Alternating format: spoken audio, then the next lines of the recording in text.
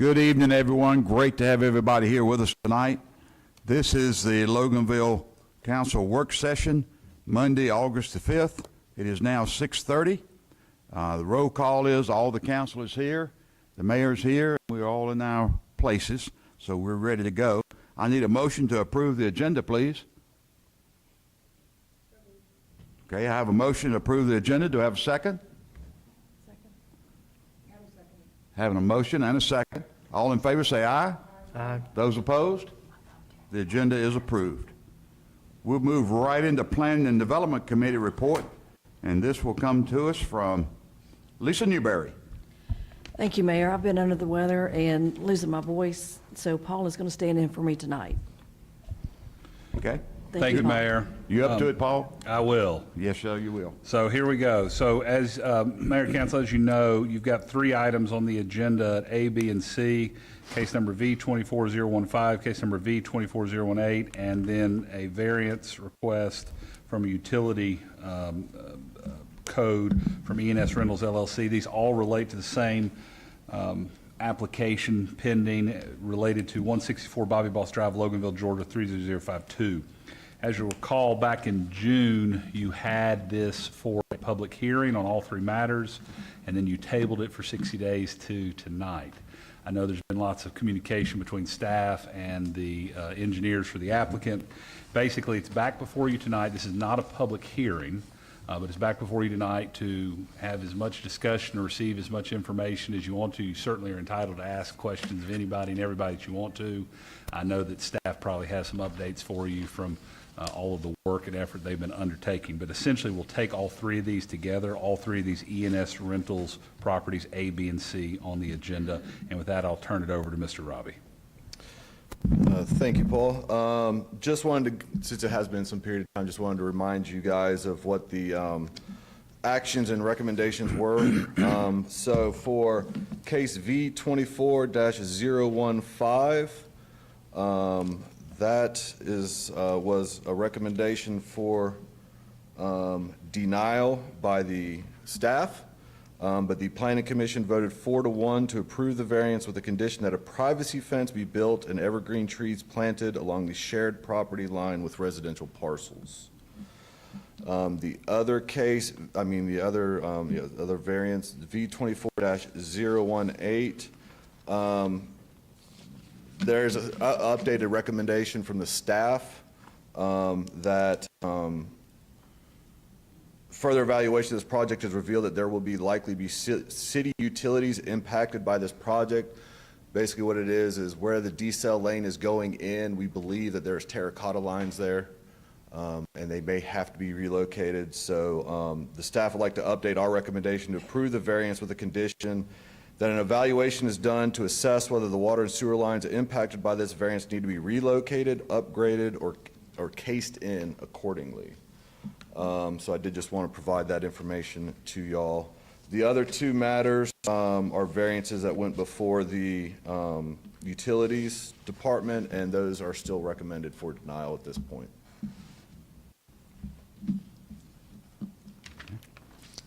And I don't know if you have any questions for me, but the applicant is also here as well.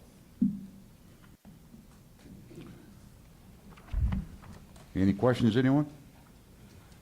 As I was reading through it over the weekend, Robbie, some of the questions that Keckenwood had of the application was not answered yet. Is that still the case? At this point, when we met with them last week, we further discussed where the water was going. They have a couple options, but it's not likely that those evaluations of those options could be done in a timely manner enough for this meeting. Okay. And basically what we were looking at is whether they can trench or have to pipe the water off of their property to Walton Street. That's what, 150 feet it said, I think? I'm not sure. Thereabouts. Okay. And Robbie, in that, did it also not specify that there were Keckenwood identified 4 options, I guess you'd say, and did we hear whether the applicant has pursued any of those other options? My understanding is our discussion again with Keck and Wood last week. We met with the applicant last week, and then we met with Keck and Wood afterwards. And Keck and Wood said it's hard for them to provide a recommendation for a variance in such a manner when they're not sure whether all the options have been considered, and that's when they gave us the 4 examples. Unfortunately, I was out of town Friday, so I did not get it to the applicant until this morning. I don't know if they have any rebuttal to those. That would be up to them. But I have not seen any additional information. So it's fair to say that we tabled this, we went back to Keck and Wood, they presented some additional questions. At this point, Brandon is not satisfied with it. Is that the way I understand it? Brandon, I don't want to speak for you.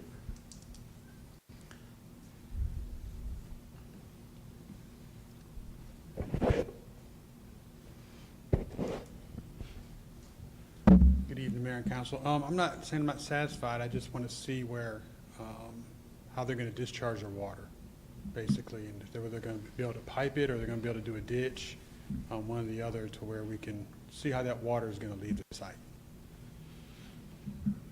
Yeah, I think from the staff's, our main issue was the discharge of the water, and also the applicant did make a request that they could prefer a zoning condition, that once we, they would ask that you could make this a zoning condition that we would have to approve the discharge of the water, either a pipe or a trench. At the time, the applicant had enough time to do a survey of the land, because there are several utilities within that right-of-way, but I don't want to speak for them, but that was one of their comments they made, and I sent you all that email saying they would ask for a zoning condition that, you know, once our engineers agreed to it, then it would be allowed to put the building. So that's before y'all as well. I don't want to speak for you, Bobby, but if you want to add anything to that, you certainly can. Do what? Did you call me? No, Bobby. Oh, I thought you Their called- engineer. So they have not acknowledged exactly what they want to do at this point, and Keck and Wood can't. They didn't have enough time to do a survey of the utilities. They would have to know the depth of the sewer. There's Okay. sewer, gas, water, and was there fiber too? There was just 3 of those utilities. So they would have to do a survey of the pipes to see the depth, to see if a pipe would work, or if it would have to be an open trench, which would go all the way to Walton Street, which I believe was 300 feet roughly, 345 feet. So they're willing to make that a zoning condition if you would grant it. I think the other variances, as far as Brandon, we were okay with, as far as the 10-foot, reducing the 20-foot to 10-foot. Yeah, I think that'd be okay. Yeah, I think we'll be all right there. But we approve all that together, Brandon. I mean, we don't pull the 10 feet part out and deal with the detention pond. We deal with the whole part of it, right? No, Robbie? You can approve whichever variances you want to. So I think that as it relates to Brandon's side of things, it's the 2 variance requests. It's the detention pond slope, and Brandon, correct me if I'm wrong, it's the detention pond slope and then the easement distance of 20 to 10. You could approve one of those and not approve the other, and then Okay. the project, you know, could go forward based upon modifications, based upon what you do and what you don't approve. Okay. Same is true for the variances under the zoning elements of the buffer strips, and the decel lane, you know, links and those sort of things.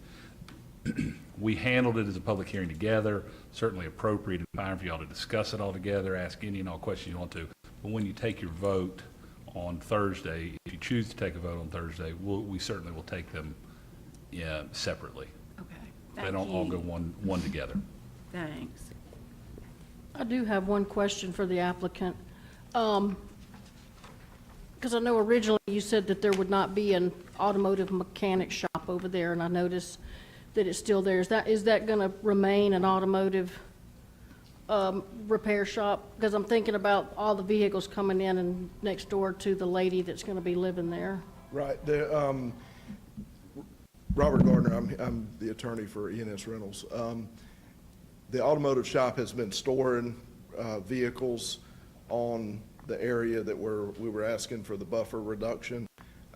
That auto repair facility will still be there, but they're going to move those vehicles back on the back end of the property where it will not be in the way. And then this is going to, from the decel lane, it's going to turn into where you can drive up, and there should not be any vehicles in the way for them to have to drive. I know that there was one lady that said she used it as a cut through and that she couldn't get through because there were a lot of vehicles. Those vehicles will be moved. And just to give a little bit of clarity too, I swear I don't get paid by the word, but when we look at this issue from the get-go, it's always been about the water. And we did see the 4 other options that were sent to us today. They all still end up with the same issue. The issue is that whatever water is caught, when it gets over a certain amount, it's let out on the southeast end of that property. Either right now, what it does, it comes down the hill, it pools by the road where there's a little bit of a swell, and then it heads east into this lady's property right here, and it floods her property. So what we had come up with as a potential option was, and two, we had, our engineers looked at this, at where the water comes from. And the water comes right now, it comes between the 2 existing buildings. Then it comes also from back behind the cemetery and comes down the buffer between our property and hers. So you got 2 different sources of water. Well, no matter what we do on our property, it's not going to fix the water that comes down that buffer. And whatever kind of detention pond we do, whether it be underground, whether it be under the parking, whether it be a 4-to-1, whether it be a 2-to-1, all of these options, it's going to let out when you have massive rains. And it's going to let out on that southeast corner. So what we had come up with as an option is to create a ditch. You know, basically what you know is a ditch, instead of having to pipe everything, do it as a ditch where it's a lot easier to maintain, and go all the way on our property, in front of her property, and down 340 feet. I think that there's some, maybe some subsidized housing down there with a wall, and it would take all that water completely out of the way and take it all the way down the street to a point where it can be absorbed, and get it out of her property, not be Lake Loganville, like I think there was a gentleman at the last meeting that said forever and a day he's known as that property as Lake Loganville. We're going to dry that lake up. But what we're asking for with a 4-to-1 is it'll let out, and then we will do, at our expense, we will do the ditch and move that property, move that water 340 feet, which is a way of finally resolving the water issue, which I think is everybody's concern. It's our concern. We don't want water on our property. We want to be good neighbors. And the purpose for these detention ponds to begin with is to not have water running out the street. And this is really the only way to do that. And we're willing to do that. And whatever zoning, if we need to do conditions for zoning to make sure the utilities as part of that, then we're willing to do that. And Bobby's here he's the engineer. He can answer any questions as far as that goes. I have 2 questions. Sure. What happens to the water at 341 feet? Yeah, can you put the picture up? I'm Bobby Bullard from Bullard Land Planning. And I'm gonna, the other one, please. That one would work, but nobody could see it. There's an area down the street, 340 feet, and you can see just past that little wall, where the red area is circled. That in our meeting, our Zoom meeting the other day, we were talking about it, but you can see at that point, the grades of Tommy Fuller are enough for us to be able to slope a ditch at a 1.5% slope that has enough capacity to handle the required storm at that point. Everything from that point back to our property is flat or flowing directly into the street. So that is an area where there is a ditch that exists, and then there's a pipe down there at Walton Street. So you would drain it into the pipe that exists? You'd run the water in a ditch all the way to the 341st foot where it would drain? Yes, ma'am. Okay. And then my second question, I guess to Danny, is to you. If on this decel lane you do the utility locate and all that other stuff, and there is terracotta and all that stuff that has to be moved, who pays for that? Developer. would have to relocate So it would be on them? Yes, is that correct, Brandon? Yes. Yeah, there was a lot of discussion about those utilities, and it would take us to get a company out there to really find the depths of all three utilities and then come up with a design to submit to them. We know grade-wise it works, but as far as the utilities, you know, and we understand that, we're going to work within either piping or ditching to get it to that point. But we do need to check the depths of the utilities. We stated we prefer pipe, but it may not work with the utilities, because there is, like I You said. mean instead of a ditch? Instead of a ditch, have a pipe, but we will not know that until they do a survey. But they didn't want to, you know, prolong this zoning. They wanted to get the zoning approved with the condition, and that's when the conditions came up, so they could, you know, said, we'll allow conditions if y'all allow it. So I'm okay with pipe or ditch. How but I deep prefer would the pipe. ditch be? What's that? How deep does this ditch have to be to carry the water? Because It would be, the one there is, if you take the edge of the road down to the bottom, it's about 2 feet deep.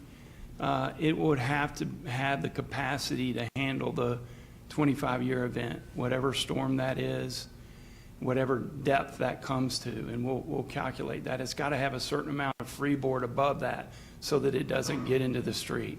So it would be properly designed to handle. well, with no shoulder being on the road and as many cars go down through there and that not being a very wide road to start with, I would tend to want to shy away from a ditch, because if a car got in there, obviously it's going to cause it could turn over or anything like that. And then who's going to maintain that ditch? I mean, it's got to be cleaned out constantly. It'll I be mean, the what's- city. It's in the city's right So away. yeah, Yeah. so then that All puts a ditches additional cost on the taxpayers to keep the ditch clean. And we already have ditches down, further down the road, there's 3 houses. That are always full of that are- trash and They're everything. washing away, and Yeah. it's an issue. If y'all haven't been down there, I would encourage you to go drive down there and check it out. Danny, has Keckenwood approved this? They would approve it. That would be the zoning condition, that you would only approve it once Keckenwood was agreeable to it. Oh, okay. Yeah. So it's just too much information to tell y'all if a pipe will work, because they don't have to have the surveys yet. And, you know, surveys is probably a solid 4 weeks out, I would imagine, maybe sooner for them, but it's just a delay that they want to incur, so that's why they came up with the zoning conditions. But really, it's really going to depend on the gas line and the water line, because you cannot relocate those. I mean, you can, but where are you going to relocate them is the issue. So that's really what's going to steer the ship, is the utility that's currently in the right of way now. And you also have a wall further up on the housing authority that they got to stay away from. And finding the utilities is up to them? Yes. They would have to survey the utilities, find the depths, then design a plan, and then that plan would go before Keckenwood for approval. And then once it's approved, permits would be issued. So if those utilities are within that 2 foot of that ditch, then what happens then? Then at that point, you would have to dig deeper, right, to put the utilities back down to build your ditch? I don't know what would happen then. You wouldn't bury the utilities deeper because it's a sewer. Oh, It's okay, I gotta didn't know flow. what utilities you were talking Yeah, you about. got sewer, gas, and water, I believe. Okay. I believe that's a gravity sewer line, so you couldn't dig it deeper. It's just really, we need more information for the surveys to come back to design a proper plan. So the ball would be in their court. That's correct. My concern is that I keep flipping papers and it says did not respond, did not respond, did not respond. I'm concerned about the delays from from y'all as far as responding to questions our engineers had, and, you know, that's one reason we tabled it, was because there were some questions back from, I think it was 2022, that had not yet been addressed. So I'm concerned if we put a stipulation in there about a survey, and that's up to y'all to get, I don't know, you know, how long it might sit there till you got it. Well, we addressed all the comments and we resubmitted. There were some that we weren't able because they were held by these variances, but everything else was addressed, and we can, you know, and there's nothing in my mind with Keck and Wood that is a holdup there, except for, you know, we got to figure out how deep the utilities are, and then how, you know, whether we use a ditch or a pipe. So if necessary, you're okay with using a pipe? Go ahead. If you had Yes, to? that was our original, but then they have more knowledge of the depths, especially that sewer in that area. And so they were saying it may not work. If we can, we'll use a pipe. But it may be a combination, of course, through the drives, it's got to be a pipe. But in the middle, we're hoping we can extend a pipe all the way down there, but we'll get a hydrovac out there, and they'll drill down and figure out exactly how deep the utilities are. And then we'll have a thorough survey, and we will work with your engineers to make sure it's something that works with your utilities, that doesn't compromise the utilities. Okay, in the write-up over the weekend, some comment was made that if you adapted your buildings and built a little bit smaller buildings, these problems would go away. Is that true? And how much would you have to reduce it? There, as far as this issue goes, like, go ahead. I can address that. If, I think what that referred to is that if we reduce the size of the buildings, or if we went with an underground, that was underground detention pond that was just under the parking lot, we would actually not need a variance. Right. But it doesn't alleviate the water in those ponds. You know, those ponds will fill up too if we get rain like they're getting in South Georgia right now. And it's gonna let out in the corner of that property. So what we've tried to address is what the citizens that had come up here and had talked about, especially the neighbor here, who we've talked about, who she said her property is flooded forever. We're trying to address the wide issue. Of course, we've got just on our property about dealing with the water that would be created by this parking lot that we're gonna create and take care of that, and that's the reason for a detention pond, period. But we would need a variance if we went smaller. But it's not gonna fix this water issue. And that's what we think is in the best interest of everyone. Because the front of our property floods too. Okay. So what you showed on, what you're showing here, the number 28 that was in red from Keck and Wood about the proposed layout appears to potentially create ponding issues for the adjacent property. That was on this letter. Is this the proposed, are we talking the same thing? Yes. Bill, can you help me? Yeah, I don't. Yes, ma'am. That is to address that issue. There is an existing, we talked about a bit in the meeting about that area right in front of her property and the need to alleviate that drainage. And they, as the owners and developers, are willing to take care of that problem. If you guys would just, you know, we can work with you. No, I guess my question is, this is the letter from July 26th.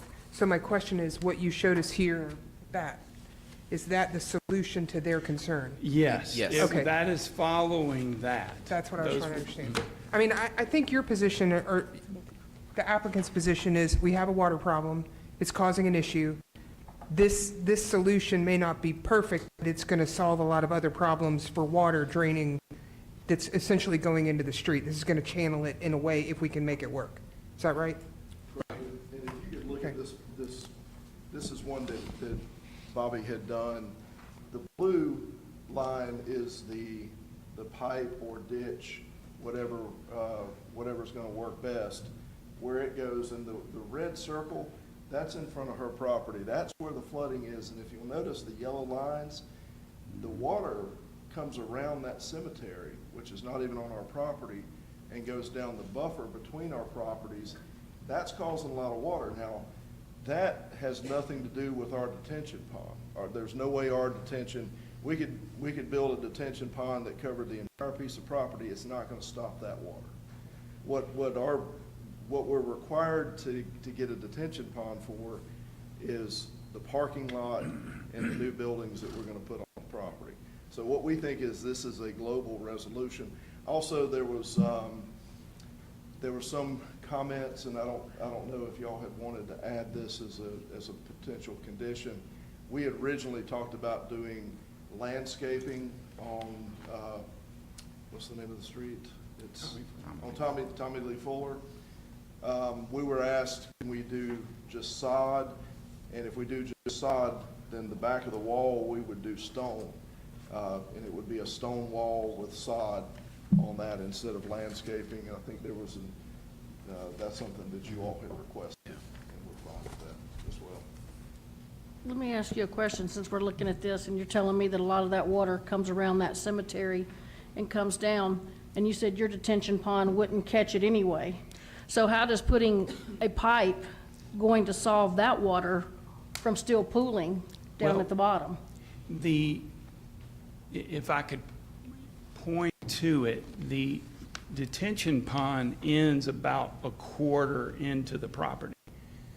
And the yellow areas around, it's an area that's a buffer that we're gonna replant.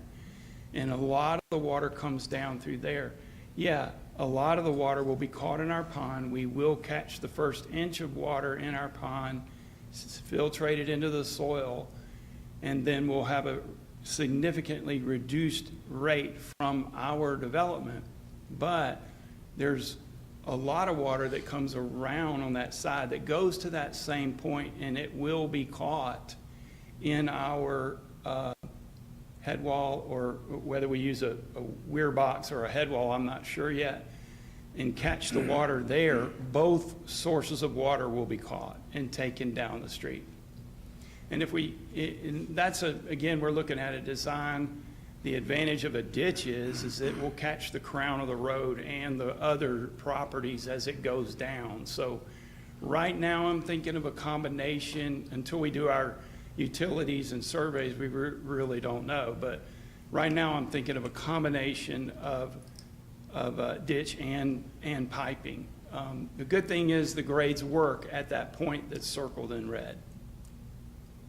So as the water is taken further down and let go, what's to say there's not going to be an issue for those people down the road? It'll still be a reduced peak rate. We're required to prove a reduced peak rate from our property line all the way down to where our site equals 10% of the overall basin.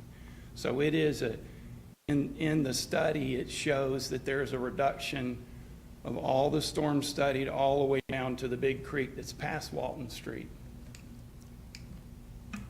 That's passed down to Ingalls, behind Ingalls? Yes, ma'am.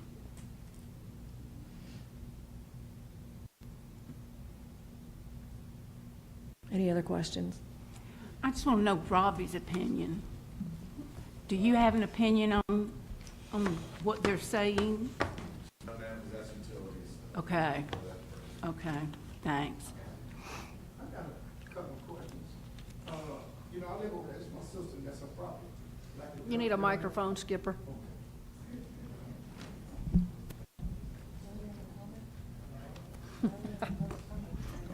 How y'all doing? That's up to you guys. If y'all want to allow public comment, you Yes. certainly can. Yes. Okay. Okay, it ain't gonna be but a couple of seconds.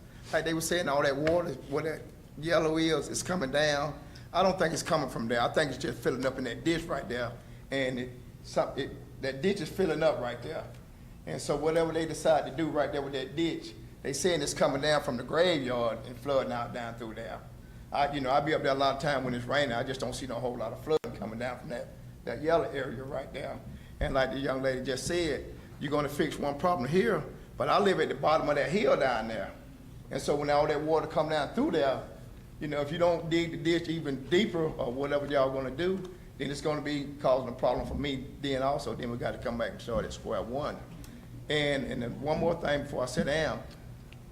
Y'all said who gonna maintain that ditch? And we were like, y'all said like the city to maintain the ditch.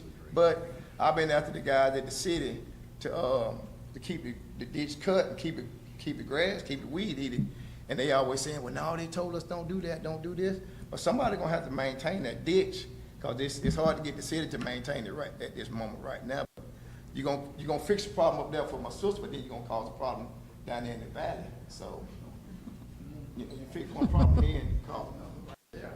So. Thank you, sir. Well, hopefully you know, as much as discussion as we're having, we don't want to move a problem from one place to another. We'd like to solve the problem, and I hope that's what you guys want to do too. What would you say in response to that, Mr. Bullard?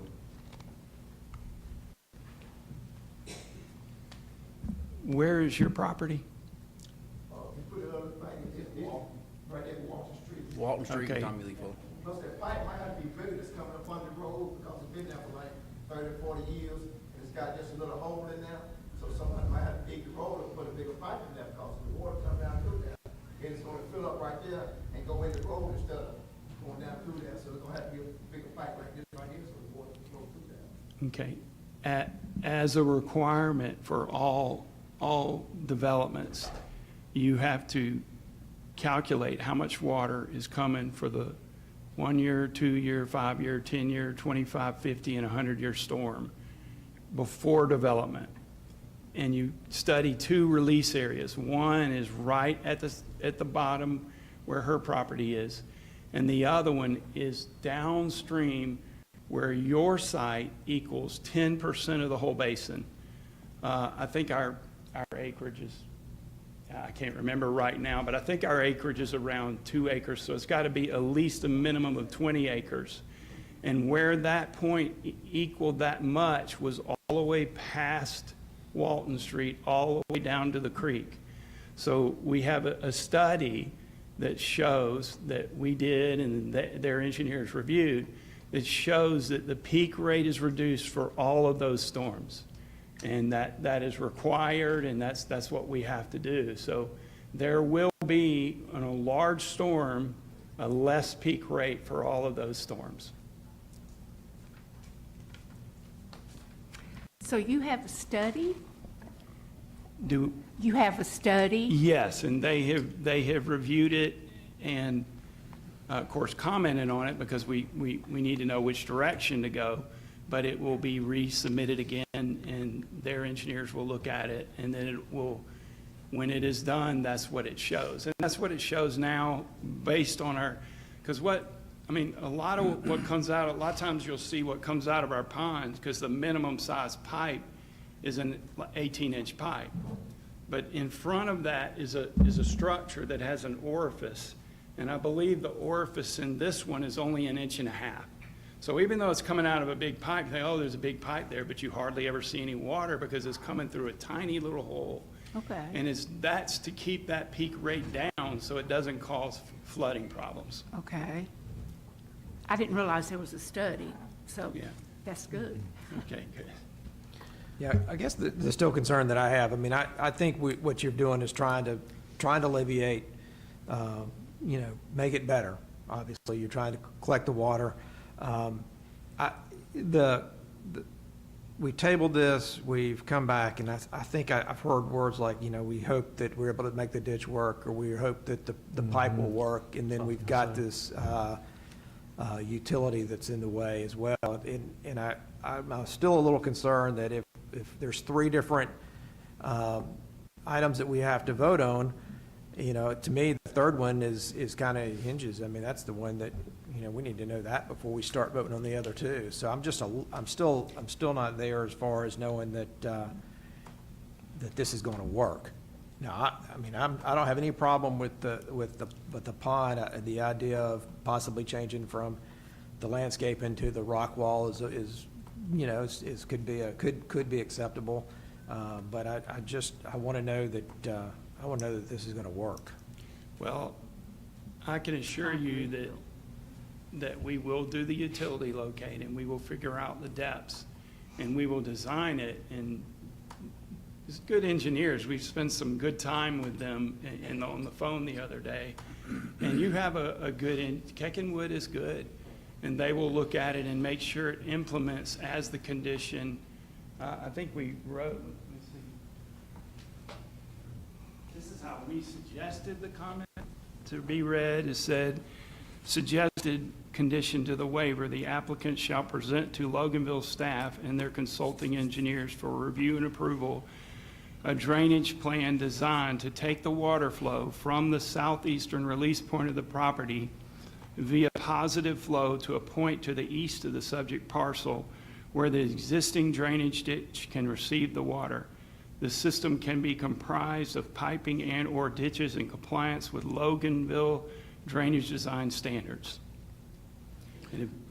So is it feasible to have that that same condition for the variance cases as well, Paul, or is that?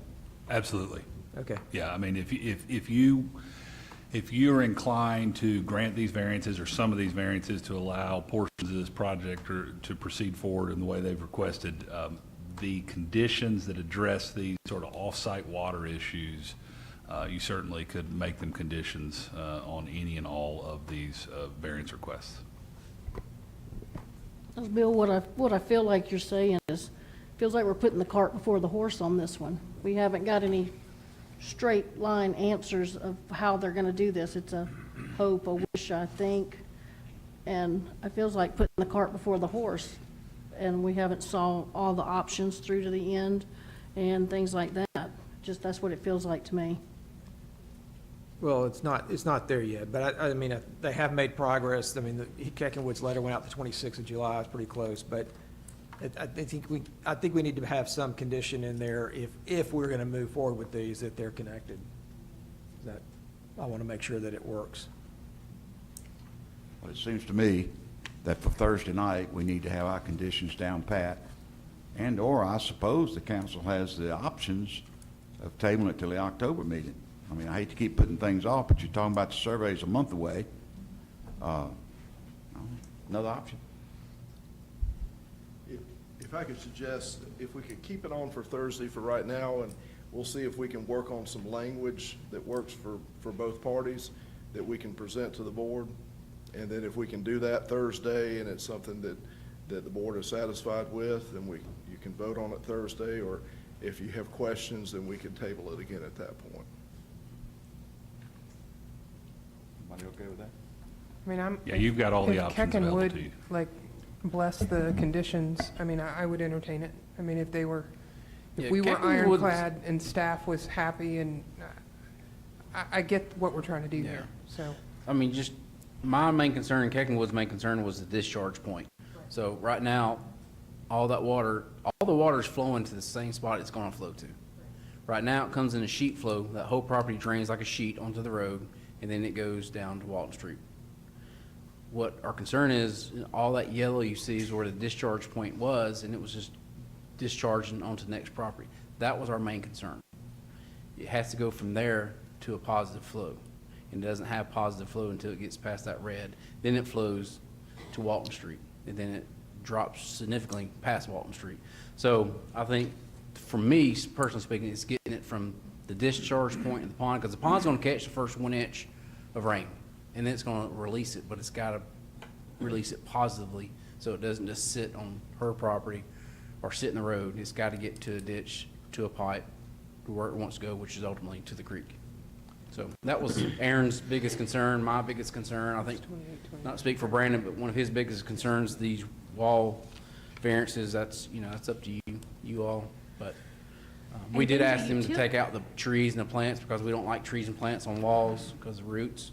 We asked for sod and a decorative stone. That was staff's, we did ask that of them in a meeting. Danny, won't the utilities come into play too? Yeah, Or possibly come Yes, into. so all that has to be done on them to make sure it works. How much time are we talking about, just if you happen to know? I mean, I don't know how busy the engineer is, but I would say at least months, maybe 2 months, maybe less. It's a pretty involved, we've got to get hydrovac out there. They're usually, they're pretty quick, like 10 days to 2 weeks. Then the design, submitting the design to Keck and Wood and getting through, it's a more than your, I mean, it can, I know it can work. I can see the fall and that it's there, but exactly what part, where we put it it still has to be looked at. If we can go ahead and get it voted on Thursday, it would enable us to move forward with that, because it is, our clients will, hydrovac, the last time we did this, it cost the client $8,000 just to locate the utilities, because it's very detailed. They drill down safely to the utility and give us depths to each one, and those are a lot of utilities, so. So your point being, because I was wondering why you didn't want a table, your point being is you want it approved so before you spend this money. Is that what you're? Yeah, I know you're Okay. not supposed to use money, but that's just the fact. They want to know if it's denied, then they won't spend that Right, money. okay. I was just sitting here wondering why you don't want a table, but I wasn't even thinking And about that. time, they'd like to go ahead and release us to go ahead. And it doesn't mean that the board approving it means we do whatever we want to. We've got to follow these rules and regulations, and Keck and Wood has to sign off on whatever we do. So by giving approval, you're not just willy-nilly saying, okay, that's what you do, and we can just go in there and make a shambles of it. No, ma'am, that's not the case. There's lots of regulations, and probably more regulations than that, than anything.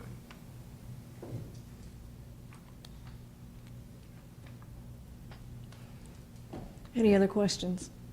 I got one. I think if we get the biggest problem fixed, which Danny just talked about, where all the outfall is going and all that, there was still one more concern that was on there. I think Melanie alluded to it, and Skip talked about option D, but to be considering all the options, because option A and C are both underground detention.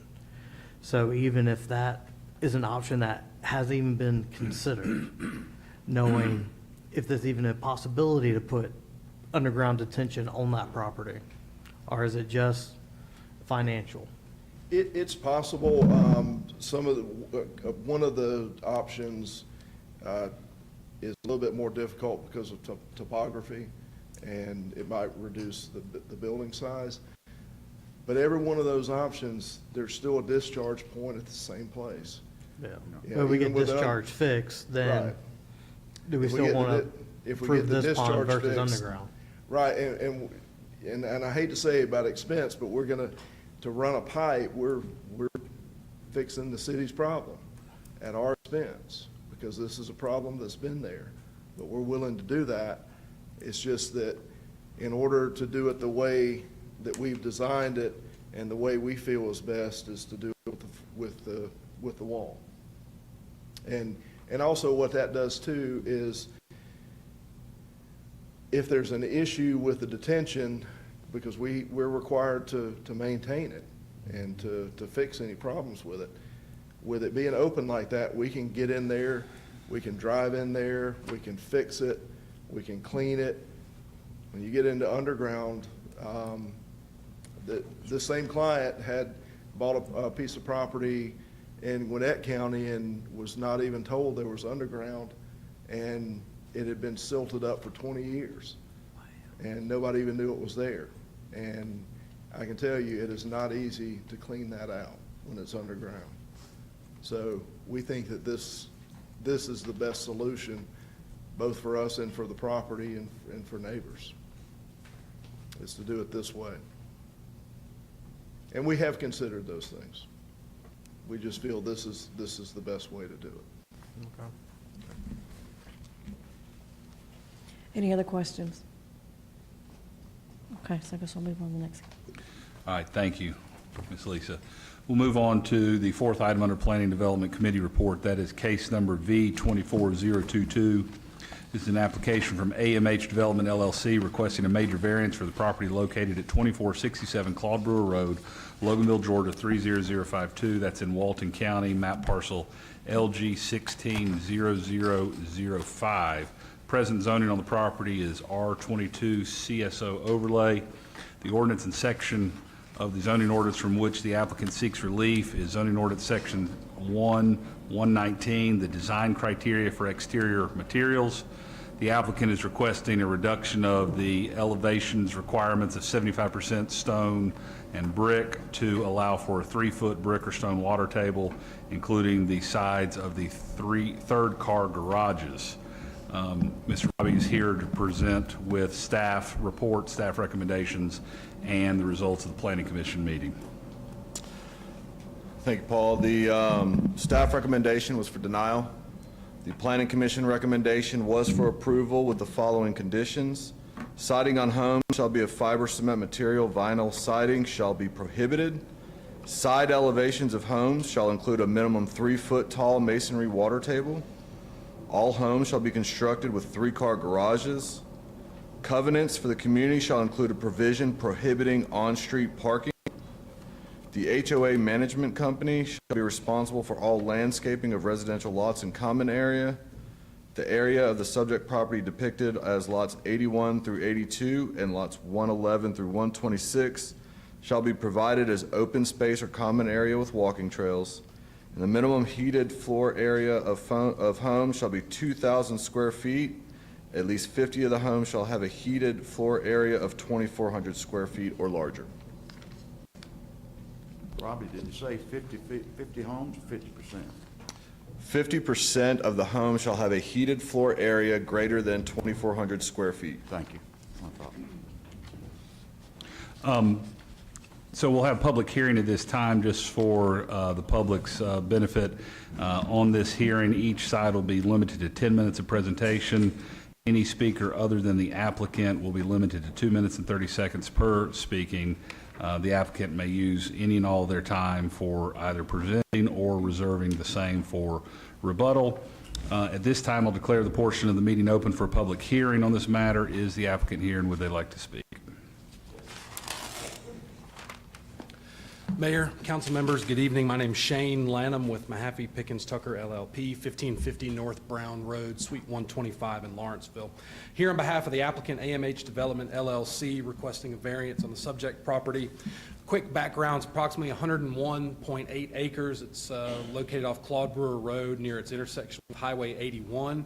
The property zoned R22 CSO pursuant to an annexation and rezoning in 2018. That 2018 annexation and rezoning was, D.R. Horton was the applicant in that case.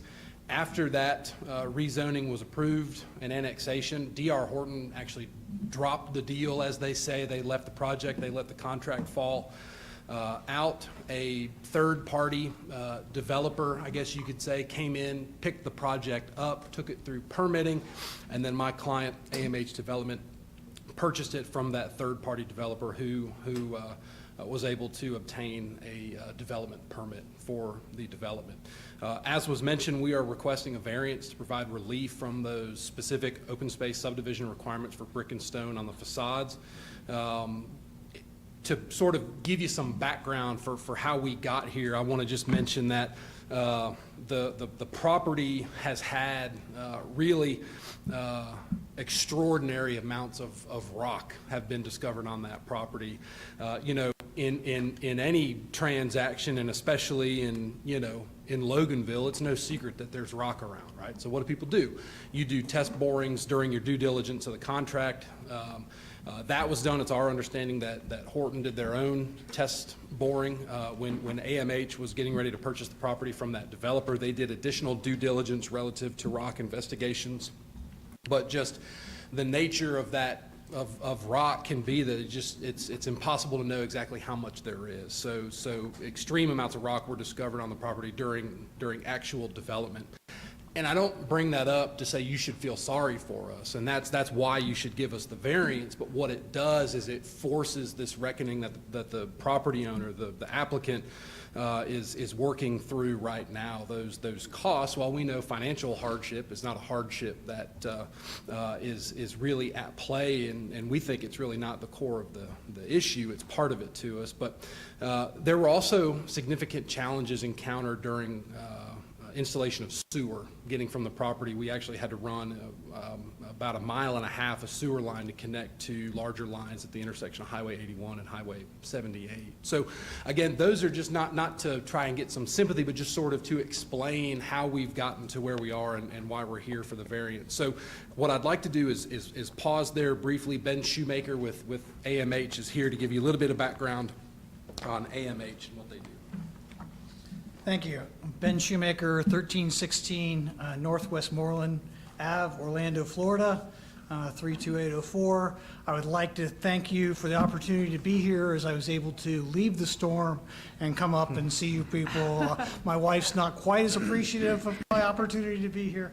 I'm Vice President Southeast Region for AMH Development. I oversee Orlando, Tampa, Jacksonville, all of which are being hit. Charleston as well. We're certainly sensitive to the storm. I don't want to make too much fun about it and with the people in Savannah. But anyways, a lot of stormwater talk before, so we have seen a lot of stormwater. So I'd like to show you some pictures because I need to go through it rather quickly. We are, in fact, trying to remove some of the brick requirements because we would, in lieu of that, we want to add third-car garages and other things to create value for the project. So this is the site plan for Rocky Creek. That's the whole site plan there. Here.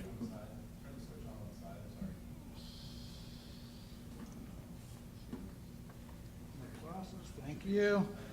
I didn't have to put my glasses on. I'm very appreciative. So first of all, a little bit about AMH. You may or may not know AMH is a single-family REIT. We are publicly traded on the New York Stock Exchange, and we have single-family rentals across the country. We have built over 10,000 homes so far that we've delivered. These are new homes we deliver, and we are a provider of single-family rental. We build our own product, and that's what we're doing here. We have a project, Stone Creek, in Loganville right now. We're currently the 39th largest builder in the U.S. according to Builder Magazine, as we delivered in the Builder 100. One of the things important is we think that we just did a survey of all of our residents recently. We are also a provider of, a lot of times there's concerns about workforce housing. 20% of our residents in every market work in healthcare, fire departments, police departments, or in education. And we think that's a source of providing good quality housing. That's what we're trying to do here in a nice place like Loganville, and that's what we're all about. We want to talk a little bit more about that. So, to go to the next phase, Rocky Creek is at the very bottom of this map, and it's pretty much, I get a little confused, but that's the south end of Loganville. At the top, towards the north is Stone Creek, which is a subdivision we currently have. You might not hear a whole lot about Stone Creek. I've thought Robbie's indicated there's not a lot of issues up there, and that's because we have a single-family rental neighborhood, and we pretty much take care of everything. So we own all the houses, we maintain all the houses, we screen all the residents, we run the background checks on the residents, we check how many vehicles they're going to have. We do all these things in our communities, and I'll just show you a picture if you haven't been to Stone Creek. These are the houses in Stone Creek and the neighborhood that we built there. It's important because we're responsible for lawn maintenance in all of our communities. We take care of that. If there's an issue, all the utilities are in our names. It's our community. So it's really important because we're maintaining our community and we want to service our residents, but it's really important to us who the residents are and how we take care of our communities. This is a picture of a community that we've recently built, and these are actual homes. This is the kind of product we're talking about. I'll show you specifically in Rocky Creek, but these are photographs of homes that we've been completing in Wheeler Creek, not too far from here. This is the third car product. And so we think it's a very attractive product, and it's what we're being, our residents are asking for. We don't always have opportunities to provide product that's wide. but they really like it. So when people move in, not dissimilar, they want to have third-car product. We like third-car product because often the two-car garages get used for maybe a car, maybe some storage, then you got people in the driveway, and you got people on the streets. But the third car tends to be, you're getting two cars in the garage, two cars maybe in the driveway, but you're getting additional storage, and we think it's important. And we think it's good-looking product as well. In Rocky Creek, what we're proposing is these are the houses. So some of these houses would have basements, but these are the 4 plans. There's multiple elevations of these plans, so this isn't the only elevation. We just didn't have the other 2 elevations color renderings. All I'd have was lines. So we have the 2500, the Taft, the Eisenhower, the Buchanan, the Washington. It's important, and I'm going to show you a floor plan in a second, but in addition to the third car, it adds not only value, because we think third car garages are worth $20,000 to $30,000 minimum. They add value to the product themselves, but it also adds to the dimension and change the elevation. And the focus on the front elevation is no different. We're going to have nice brick veneers and changes as we show here, but the third car actually offers some dimension. And if you look at here, you look at Rocky Creek, this is what we're proposing on the sides. So you can see the garage actually breaks up one of the side elevations, and we'd have the... Just briefly, you got about 2 minutes remaining of your 10 Oh, sorry. minutes. The water table here as well. Took me a lot longer to get up here on the plane yesterday with all the delays, so if I could... anyways, that's what we have along the sides, and we think that's a good-looking product. In other overlay communities, these are a couple that we drive by, Eleanor and Chase Landing. Good-looking product. They don't always have the brick around the sides, but they're nice-looking product, and you can see some 3-car garages. These are consistent with what we'd be building.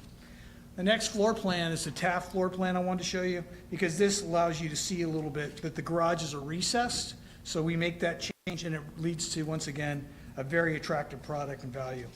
Our houses are also really nice. So here's some pictures from inside the houses. We use granite.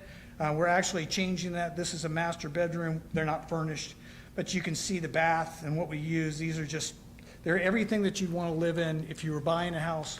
We don't find anything different with our tenants. So the next slide, I want to show you one of the things we always do, and this is part of our changes. So the left is a kitchen with the granite that we've done, and you can see the tile backsplash. There's a longer view. We use luxury vinyl plank in all of our houses. On the right is our this is what we'll be doing in Rocky Creek. We're doing an all quartz backsplash and tops, including in the shower. We don't do that altruistically. We think it's great looking product and people will like it, but we don't have grout lines. We don't have tile. It's easy to maintain. We're worried about the maintenance. We want something that's attractive and also easy to maintain. So I just want to show you because we do a really quality product. The next thing would be for him to talk about if one of our conditions, and the conditions we talked about was dedicating some open space. We're losing a lot of lots on the back. Giving those up for some open space, common area, a couple lots in between, which seems to fit the whole idea of the overlay, which is for larger lots and more open space in the community. I'll stop there and let him talk about the condition briefly.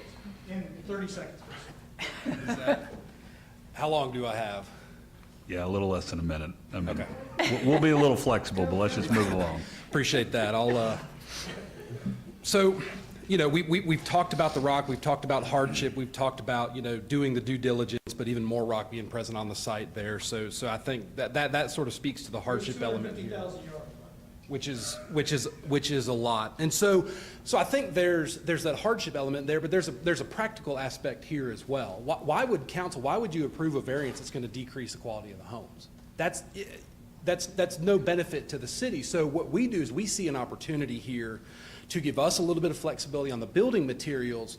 Can we substitute, can we replace, and have actually overall more quality in the development long-term required by new conditions than what those building materials would require? So increasing the square footages, mandatory 3-car garage on all homes, HOA maintenance of lots and common area, that dedication of that open space as reflected in that zoning condition, the covenants to prohibit on-street parking. So we would submit to council respectfully that those those conditions do actually result in more initial quality and long-term quality for the development in exchange for some flexibility on the building materials. Because what we don't want to do is start, because I mean, the cost thing, it matters on our end, you know, just to be candid, what we don't want to do is start cutting corners and have scale back interior, scale back lands. That's not what we want to do. We have an incentive to maintain long-term quality. And so we see this really as an opportunity for a win-win. So thank you very much for your consideration. We'd be happy to answer any questions. If I have any time, I'll reserve it for rebuttal. Thank you. All right. Given that the applicant has used up all the presentation time, we will see if there's anyone else that wants to speak against this application. I'd like to speak against it. Is there anyone in the audience who'd like to speak against this application? Okay, hearing none, we'll close this portion of the public meeting, return it back to the mayor and council. This will be before you for action on Thursday night, but of course, if you have further questions or inquiry you have of the applicant, feel free to dig into any and all of it. I do have a question.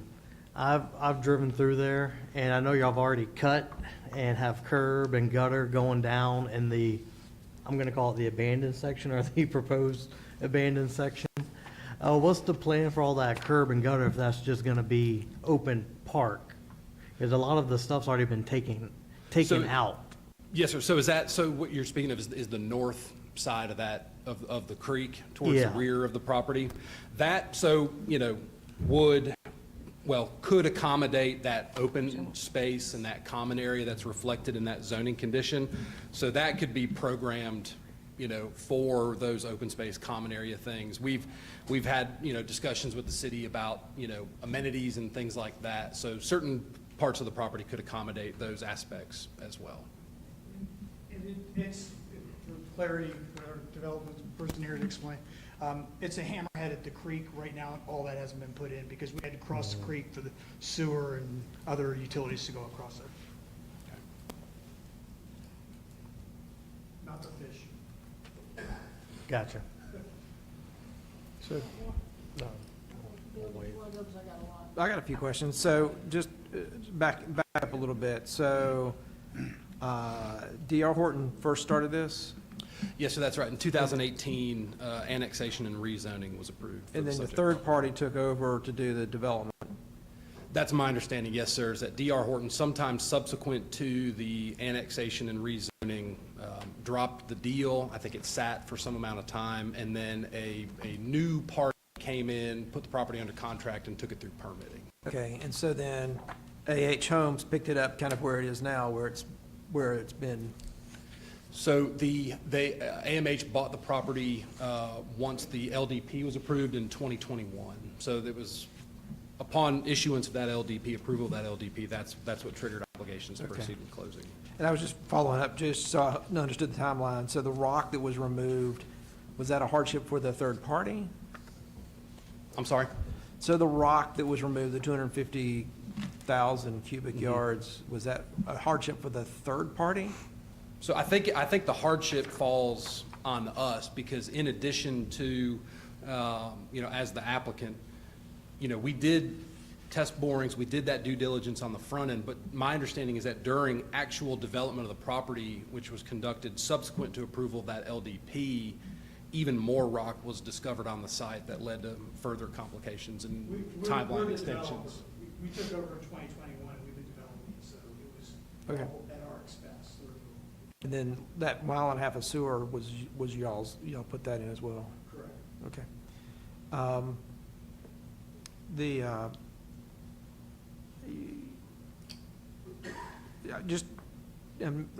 Melanie's probably got some other questions, but Wheeler Creek, where is that one? You showed it. Was it in Georgia? Is it around this area? Is it? Yeah, it's in Gwinnett County. Gwinnett County. What's that? It's Auburn. Confuses me because I think of Auburn as being Sure. Alabama, SEC. So. So, and you mentioned that you all did Stone Creek, is that correct? Correct. And you said the HOA requirements are going to be similar? Yes, actually, the HOA requirements are going to be a little bit stricter here. We maintain, as owner of the property, we maintain all the yards. We're actually putting requirements into our HOA docs to put that in there. We do as the owner, we own all of the houses, so it's not enforced through our HOA, but in case there was anybody ever, or there was any change, we don't intend to sell the project at any point, we would put those in the restrictions in the HOA to maintain it the same way. Okay.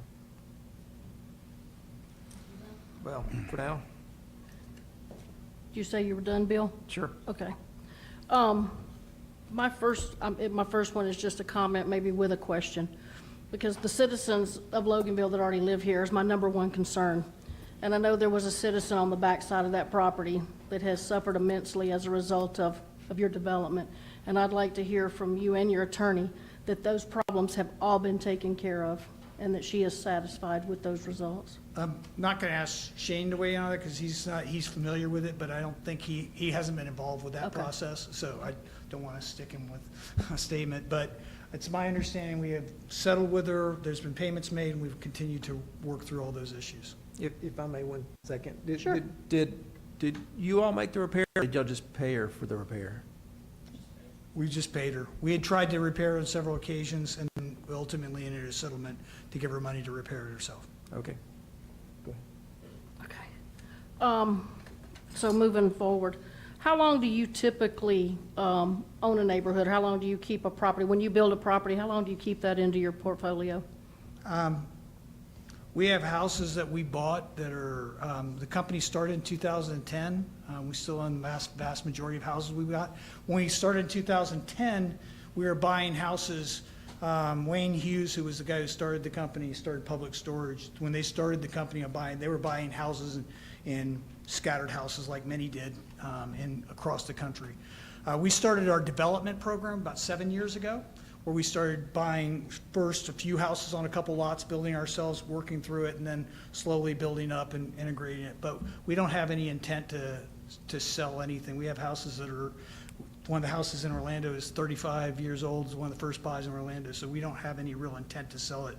We intend to own and operate these communities. Some other builders are build to rent and selling them, D.R. Horton, great builder I used to work for, but that's not our intent. We own 60,000 houses across the country, and we continue to do it mainly in new communities now. So you don't build them, rent them out to recoup your investment, make a profit, and then turn around and sell them to another party? We do not. We sell houses, but they tend to be houses that we bought before, or scattered houses that might not, when they're buying them, sometimes you bought houses in a package, so there might be houses that aren't efficient to operate. If they're not close enough to get our little truck there and maintain it and take care of the houses, then we eventually sell those.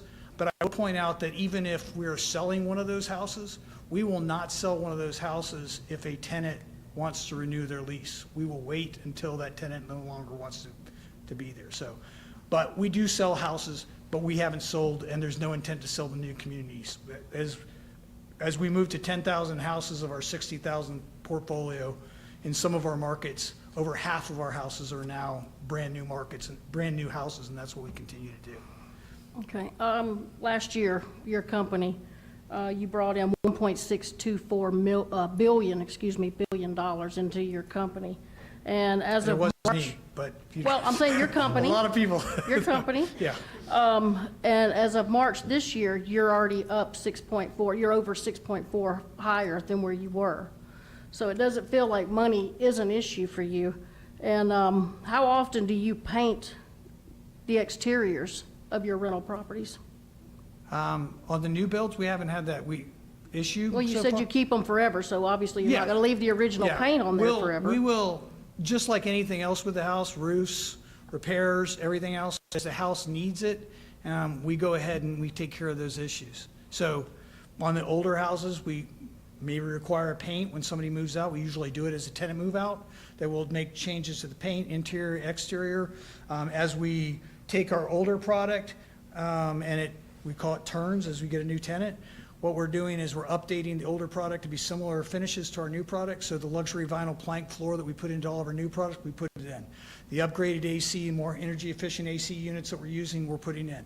The reason for that is because we want to standardize on what we know we're doing and what repair. So we're continually upgrading our product because we want people to rent it year after year. It's our responsibility. Right, just doing some basic math, some just general math. I know these numbers aren't going to shake out when you actually finish your neighborhood, but this neighborhood will bring in $4.5 million a year to your company. And so you're talking about you don't sell the houses, so you keep them. So, every 10 years, that's, $45 million. And brick has it's a lot less costly to maintain in the long run. So it feels like paying up front now, even though I realize you're claiming that this is a hardship. To build a quality product now, which the previous council, which I believe Anna, you and Lisa were on there when y'all wrote the ordinance that prevents this. And we did that for a reason, to keep the quality in Loganville up. And, your brick is going to be less to maintain. You'd have that. So there's a savings right there for you, that you'll pay that up front. I don't, that may or may not be true. I don't know that. I'm going to assume, because we don't build as much brick in Florida, right? We have we have stucco. We put on hardy plank on the second floors, and we do that in Florida too because of maintenance, right? The hardy board holds up better than stucco in a lot of cases, water damage, et cetera. So, but there is something else, and in terms of what we're doing is there's an element of style that we also like. So we think the houses look good. We think the masonry looks good. Not every house having brick solves the issue. That's why we brought to the table not only the water tables, because we don't think just the siding, but the third car garage element too. So we think there's a trade-off, but we think that the value proposition is better. But, I could see it may be easier. I don't know, after you pressure wash brick or what you do. Well, you could use it's stone. I think that's one of the other. And we're using masonry and, the craftsman style and styles and stuff that kind of fits with the house. We don't think it's out of line. In fact, we have our own in-house architecture, and they suggest this. So you could be saving the company money. Well, you also mentioned, I watched the planning and zoning video, and you were saying that you build your homes to justify a higher rent, like you want to be the upscale rental company. And so I just feel like, you're to cut the corners on the outside. Yeah, I know you said you're putting all the products in there, but we do have an ordinance in place for a certain reason. I mean, we have two people that were sitting here now that were part of the ones of writing that. And, we always say what we do for one, we have to do for other, because I know you use that as one of your arguments to planning and zoning, is that, they did it. Well, they did it before the ordinance was written. And we do have an ordinance in place now. And I do feel like the housing market's going up. And you're talking about, I think you said your rent would be $2,400 to $2,800. Correct. In a few years, a upscale home, a home with a higher quality exterior finish, there's nothing that says you won't get $3,200, $3,500 a month for that same home. But it's got to be built to the qualifications to justify that. You may be right. I will tell you that we believe that people pay for, based on what we see in our tenants, we know that there's value to a third car garage for our residents. And our residents stay, 3 years on average. That's our average stay. So we know there's value to that. We have not really seen any differential between one house with one elevation, one house with another elevation. It may be, but it's hard to quantify. So, not like a lot of houses, right? You don't have a whole bunch of the same houses everywhere. So you may be right, but we really believe that the value of the garage and the look of the houses, the rear yard, the yard that's maintained, we think people that we can see and we can draw from A to B, people tell us that's what they want. We don't see people telling us that, gee, if it had a different sort of siding. But, you could be right, but we think the value of the garage adds probably more value than the brick. But, it's style, and some people like brick better. I hear that, and as a business owner myself, sometimes you go and you have to do a job. Sometimes it's just the cost of business. And, we have rules in the city for a particular reason, and sometimes that's just the cost of doing business. And, we don't justify approving a variance based on financial reasons. That's not a valid reason. So, but that's all the To add questions on I to have. that, we're not just saying, give us the variance and that's it. We're not just asking for a give. What we're trying to do is set up a situation where with these proffered conditions, there's a way that you actually would be treating us more stringently than the ordinance would require. The ordinance, all it does is talks to brick, and there can be a debate about how much value, how much brick adds to the home. What we're saying is not just give us the variance, but also add in all these other additional conditions that nobody else has to follow, that we would volunteer for those as a way to maintain that quality. The purpose of the ordinance amendment, the text amendment in 2019 is to try to maintain that long-term value. You know, part of what we're proposing to council is there's other ways to do that than just how much brick is on the home. I think square footage is a big part of that, and I think a three-car garage is also a big part of that. Well, I find it interesting that you're claiming hardship, financial hardship, that you won't tell us you're gonna turn around and build a bigger, better product. That seems like you're talking out of both sides of your mouth. I don't Like, we can't understand. afford to put bricks up 40%, we can't do that, but hey, look, we'll build a bigger house with a third-car garage and thing. So it seems like we can't afford to do this, but we are gonna do that. I think what we're trying to propose, ma'am, is that there's a way to balance out where the brick has a specific impact in our very, narrow way that the property's approached, how we have to view it. There's a way to say, if we can substitute that brick for these other things, which are actually bigger drivers of value that we can provide much more efficiently than brick, doesn't everybody win if values do go up long-term? If the brick per code, let's just to make up numbers, increases values by 10%, and we can say, hey, with all of these other conditions, we can actually drive value up 20%, that's a win-win in my mind, because we've been able to provide higher quality and not just at a cost to us, which is, and we know that the financial hardship is not the city's problem. That's just something that we have to deal with. But that's that win-win. Can we find that a way, like any transaction? When I buy or sell anything, what I'm buying is worth more to me than the money I'm giving for it, right? So I think that's the trade-off. Can we have that increase in value provided efficiently from our side? Yes, ma'am. You through, Melanie? Through. Were the three-car garages in your original plans? I think y'all have a lot of those three-car garages, and it's something that you'd like to do in all the communities. Yeah, we've had it laid out in here when we do with the initial plan. So when in 2021, when they started this project, they do it's a ES, it's an executive summary, it's a big spreadsheet on what we're gonna do. And it was all laid out with two-car garages. So, here's what we were doing. When we're doing two-car garages, we were going through that. So when we came in here, and it's been the success of like Wheeler Creek and some of the other places where we've seen the value that people like the three-car garages is recent. We're like, well, we got the brick thing, we got this cost thing. Maybe if we went in with the three-car, that's kind of a win-win for us, because we could add that. We got larger lots. It makes the subdivision look bigger. You've got these large lots, and putting a narrower house on that doesn't kind of create the same feel in a community. So the three-car garages were added as a result of your proffered conditions, in order to make the subdivision better.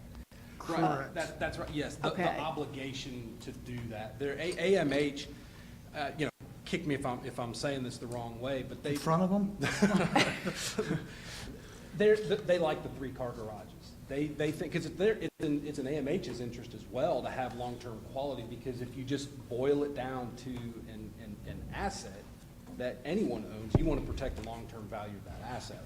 And so, Oh, sorry, specifically though, we didn't know if people would pay for a third-car garage more rent, honestly. So we started out by putting some three-car garages in a community, so we could compare the same plan with or without the three-car garage.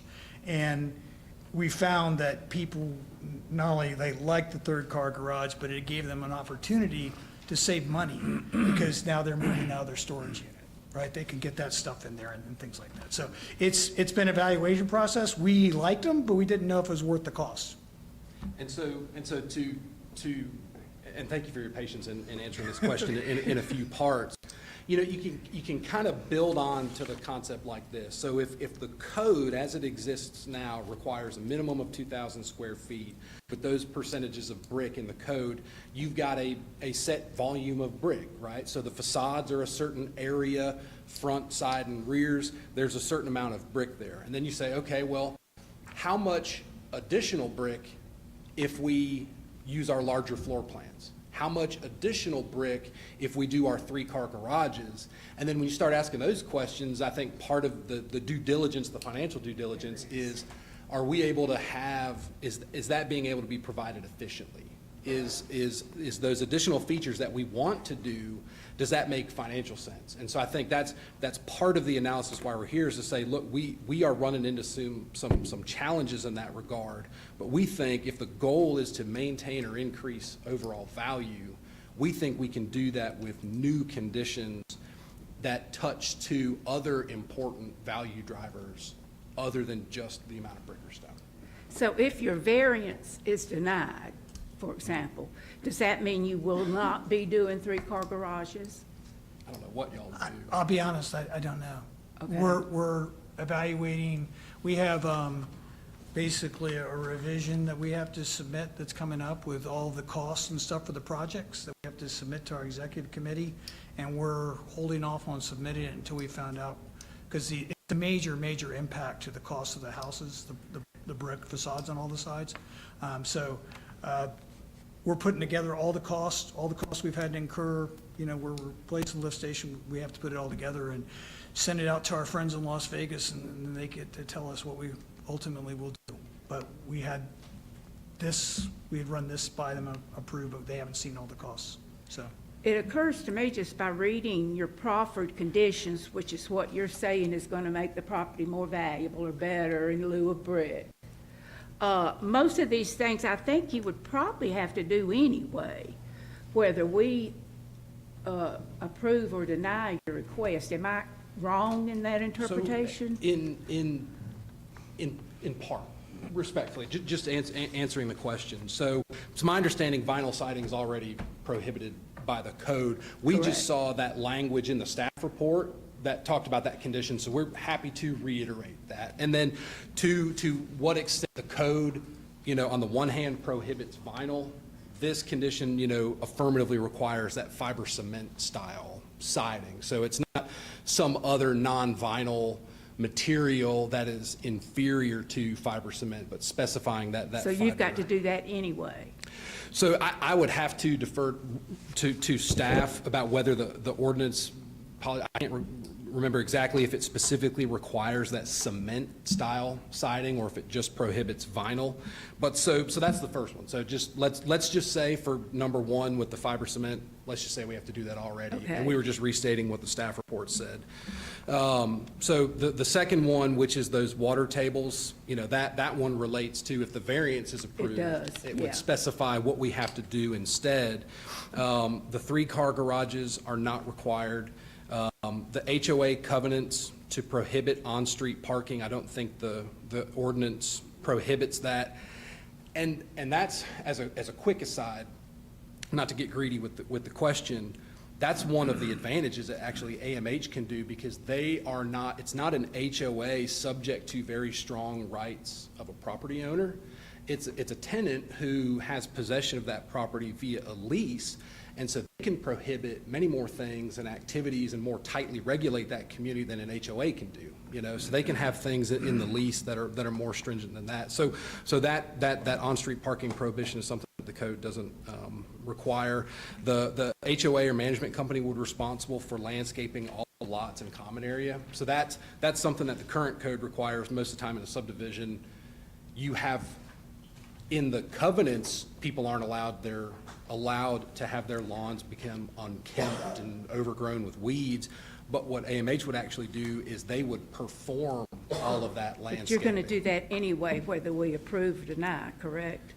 So I think really it's kind of all up for question, right? So if we're looking at, you know, what things can we do? And again, I don't want to just focus on the economic aspect of it, but we have to make it make dollars and cents, right? And so that's part of our equation. Right, but I thought I understood you to say you maintain land. That's true. That's our current program, but our current program didn't have fences before. We've added fences in communities and stuff.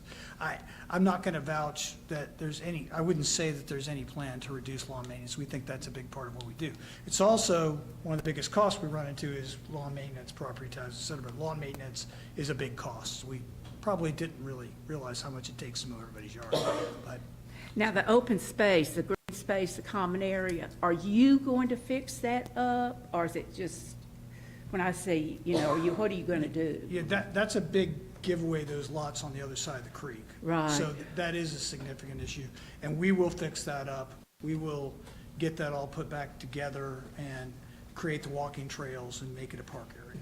Are you planting trees? Are you planting grass? Are you? I don't think we've quite got that far, and they've been working on this conditions. We've started to work with a landscape architect on it to look at the plan. It's got common areas, so there might also be some physical buildings or the pool or something like that over there, and we could go from there. Okay. And then you've increased the minimum square footage. Yes, ma'am, that's right. So And we're not doing that anyway. For half the houses. For Right. half, that's as a result of your variance being approved, right? I mean, you weren't gonna do that anyway. House plans? Correct? Yeah, were you gonna We increase changed the the size mix. anyway? We changed the mix a little bit to Okay. make that work. So we had the Variance or 33 no sources. variance, you were gonna change the mix a little bit? No, we changed the mix to create larger houses to be able to offer that as an option. Are you gonna do that even if we approve or deny the variance? We're definitely going to keep the 2,000s the minimum requirement. Whether we need to go that big, we could use some of our smaller 4-bedroom plans and things like that. We might have to change it. First of all, smaller plans, less brick. If they're 30-foot, 35-foot product instead of 40-foot product plus the garage, then we can actually save a lot of money by reducing the size of the house and the footprint of the house. Okay, so the proffered conditions, I don't know, maybe it's 30% to 70%, 70% being you're gonna do them anyway. Maybe the 30% being they are subject to the variance, whether we approve it or deny it. I'm just pulling that figure right out of the air. But this proffered condition list, some of that you're gonna do anyway. That's correct. That's just my point on Yeah, that. you're right. Okay. You mentioned when you were up here talking that due diligence of contract was done by Horton and the third party, meaning for the drilling and the rock, looking for the rock. Yes, ma'am. How much did Horton do to? So we can clarify. We assume Horton did due diligence when they were doing the rock to evaluate their plan. Okay, Right. why did you When make that somebody else assumption? came in to develop the property, we know that ultimately, there was somebody who did all that, we'll call it third party. There was somebody, not Pacific originally, right? Was it Pacific the whole time? So we think they did it from Horton. So they were working through that. We actually bought from somebody else who bought it from them at a simultaneous close. So they had done due diligence and provided us with the geotech and the borings that they had done in conjunction with designing the site, the engineering. Are we talking about Horton? No, The we third don't, party we provided assume you. Horton did something. We don't really Okay. know. They would have done it, we assumed, to create their plan back in the Okay, day. okay. That was probably, he was asking these questions earlier, and I probably didn't clarify it, so I apologize. So, then the other party, when we got it, we saw their due diligence, their borings, and then we went and did some additional borings to try to determine more about the rock.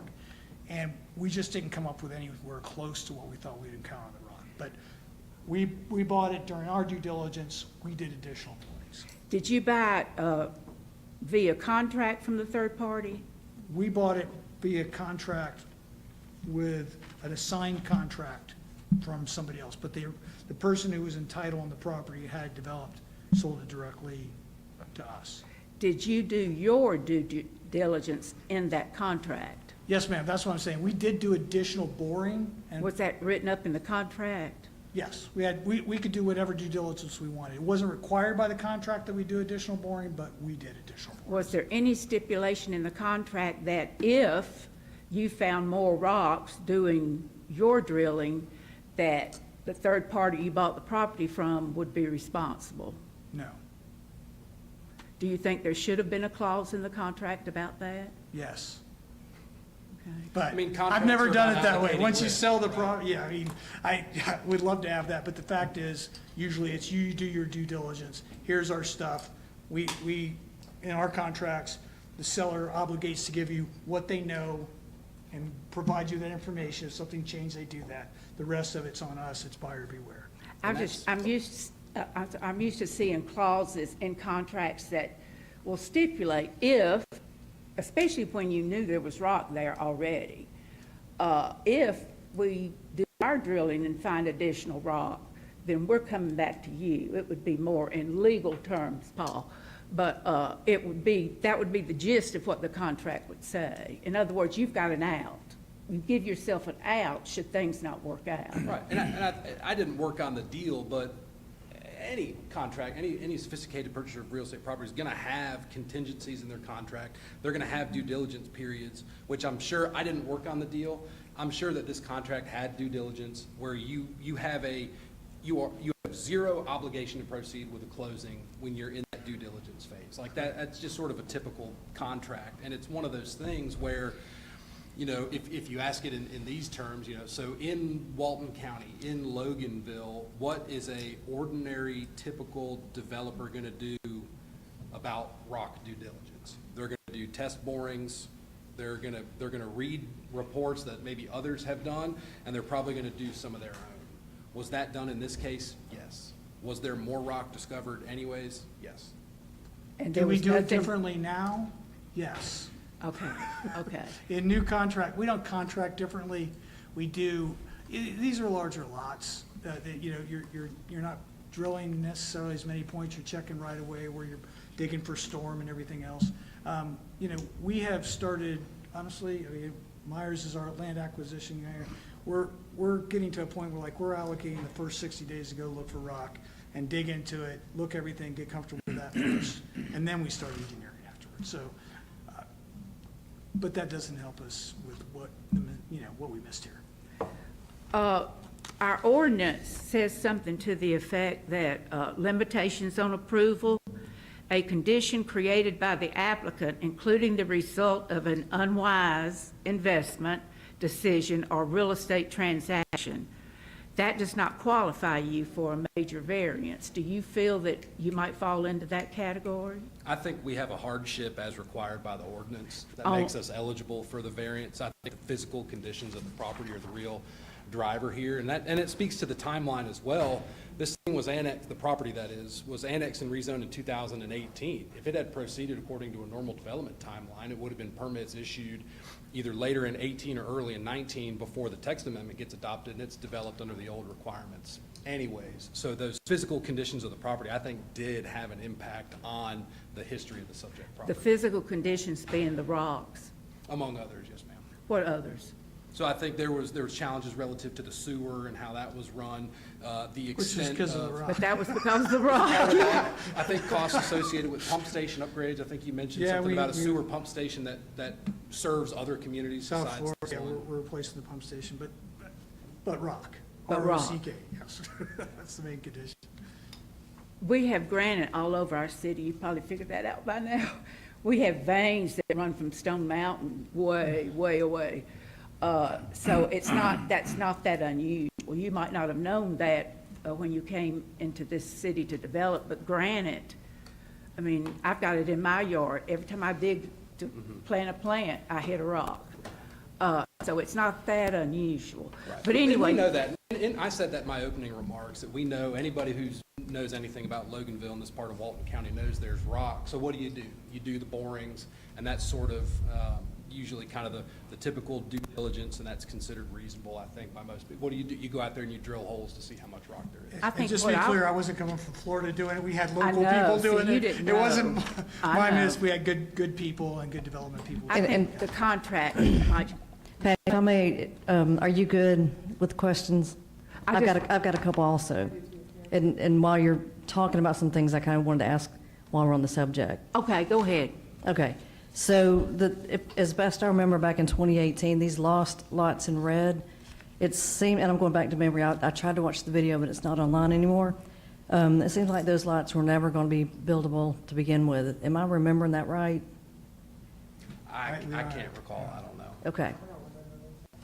It seemed like there was much discussion about Are you the talking way about it the ones backs on the up. way back? Well, I don't know anything about the 2018 Okay, conversation. okay, But to your point, I think with a creek crossing, that's always a consideration. okay. Is it Did- worth it to cross the creek? Does the yield Right. justify the cross? I think Right. that's, And without in my remembering mind- the specifics, that's always a. Sure, in my mind, I was trying to decide, are those really lost lots?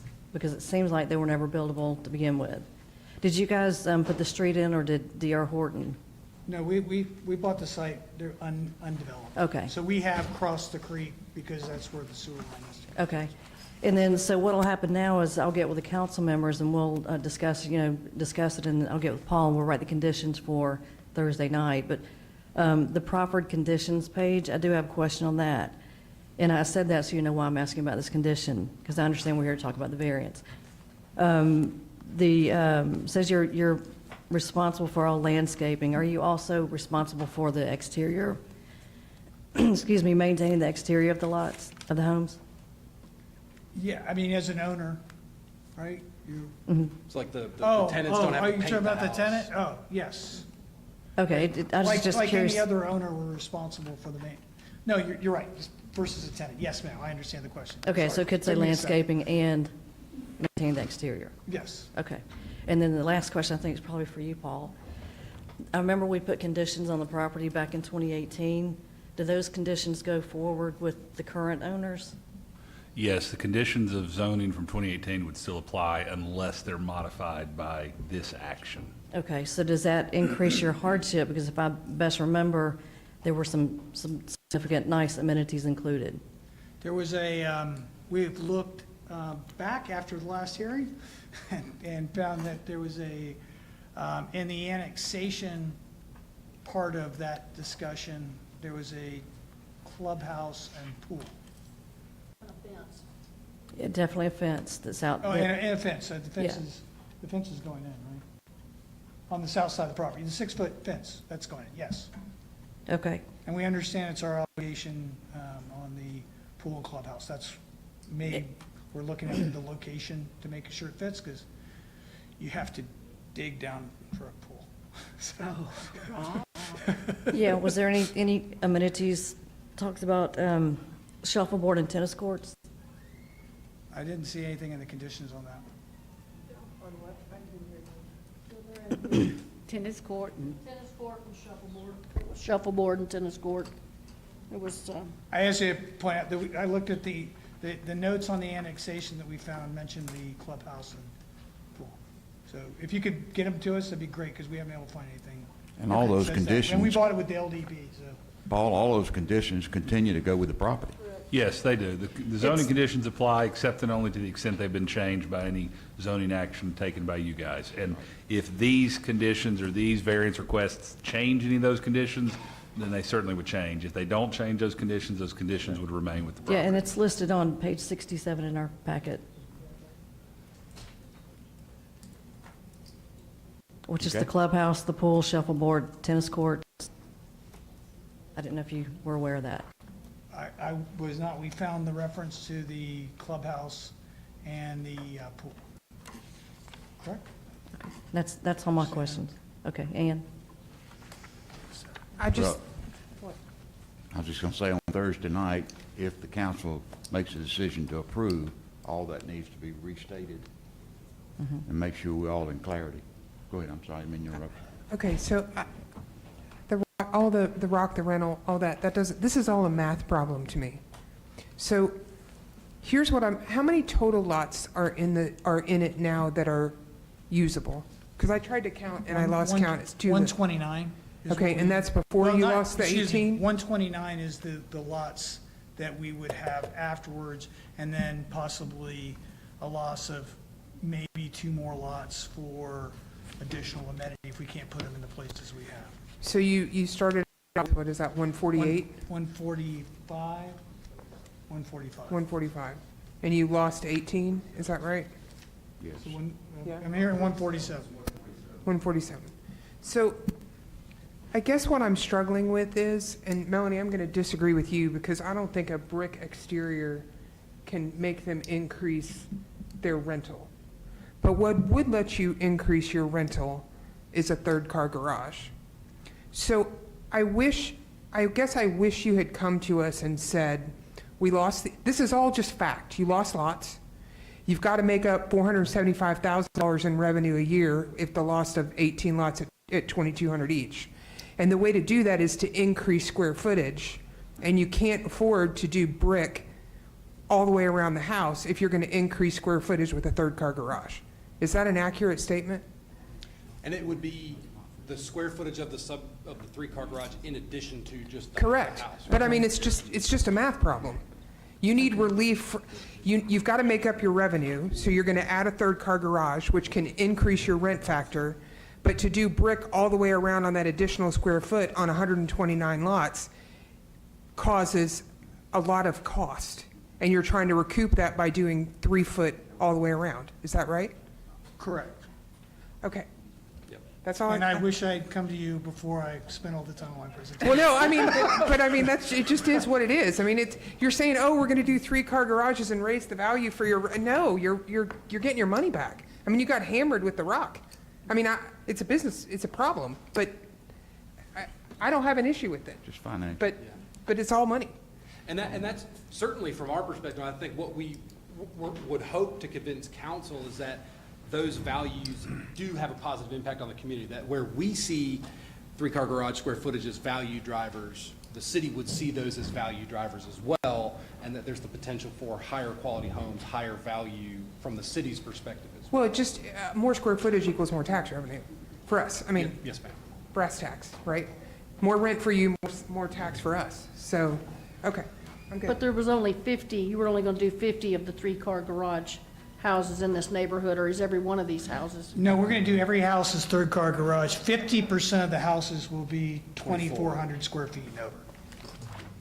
And let me stand corrected. The minister say that the amenities would be just the pool and 6-foot fence. Okay. So I don't want to give you guys heart failure. Clubhouse. Too late on the heart Does attack. it say, there's a clubhouse, well, you have to have something for, by the. Right. Yeah. Yeah. Thank you. Yes, ma'am. Because I didn't want to have to go back and explain shuffleboard. Maybe pickleball, okay. Maybe some other As a Olympic Floridian, event. I suppose. Yeah, I'm not quite there, okay? Any Well, the other- minutes show for another case, and that's where the confusion came from, but y'all's is on the back page for those zoning conditions. Okay. So Shane, it's in the May 10th, 2018 minutes. It's just the, what's read on the back page. Okay. Yes, sir. Thank you. And Brandon? I do have 2 quick questions for you. Is there any negotiation on the 3-foot? Why did y'all choose the 3-foot apron instead of, say, a 5-foot? The 3-foot is actually based on our architect's recommendation. Okay. Generally, if you see a water table, it's how it kind of looks, it's like a foundation. You don't usually have the houses raised up that much, so it's really. Well, there was like a window height thing, if y'all gonna have the big windows, and I know you don't want your brick to go above the windows a lot of times and stuff like that. But in a lot of y'all's pictures, like y'all windows were normal standard height, so that's why I thought maybe, Yeah, you know, it's 5, more like 6 it's a foot. water table. It's my actually, I had it on my house in Orlando. I put brick all the way around the edge, because our house was up and it made the step ups and it makes a consistent look in the house. So that was our architect's decision. Okay, and then I looked online at y'all's Stone Creek community. Y'all have a lot of the requirements to move in on that website, and it is a lot of requirements. I get that. So I know y'all going for good quality tenants. But do y'all have and I don't know, this might be a Paul question. Is there any way we could see a sample lease? Or I guess so we can see what's all being covered in the It's new- not, I would have to, if our legal says I can provide a Yeah, lease. see, I don't want to cross that line, yeah. We're not gonna provide somebody's lease. Yeah, I'm not asking for Okay. somebody's lease. It's generated online and everything else. I'd like to say I could print one, but I'd have to probably apply to rent somewhere to be actually, to print a lease. But I will tell you, and then get it to Shane, if legal says we can provide the basis of the lease, we do that, and you can see what they're checking out. I will tell you for sure, what I do know is we run criminal background checks on every tenant in the house. We only qualify, only 2 people can qualify for the rent. A third party can't guarantee unless they make 4 times the rental. I give you all a list of factors that we go into because it's our house. And just like your house, if somebody was moving into it, you're probably pretty serious about who occupies it, especially if they're gonna take a bedroom next door. I mean, I just asked that question because like we said with the HOA, I know it's kind of a moot point when y'all were doing it. I know it's there in case y'all do sell, then the HOA is strong. So it really comes down to y'all's lease and how strong that is. So that's why, because I know this is kind of a newer concept, doing rental communities instead of just, kind of mixed in elsewhere. And I know, for example, like my lease is a lot different than if there was a lease for somebody next.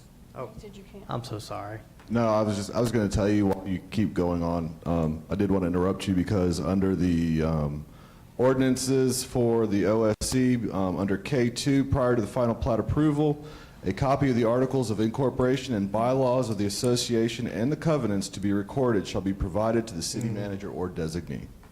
Yeah, but not the lease. No, but you will see the HOA. I mean, the final plat is approved by council.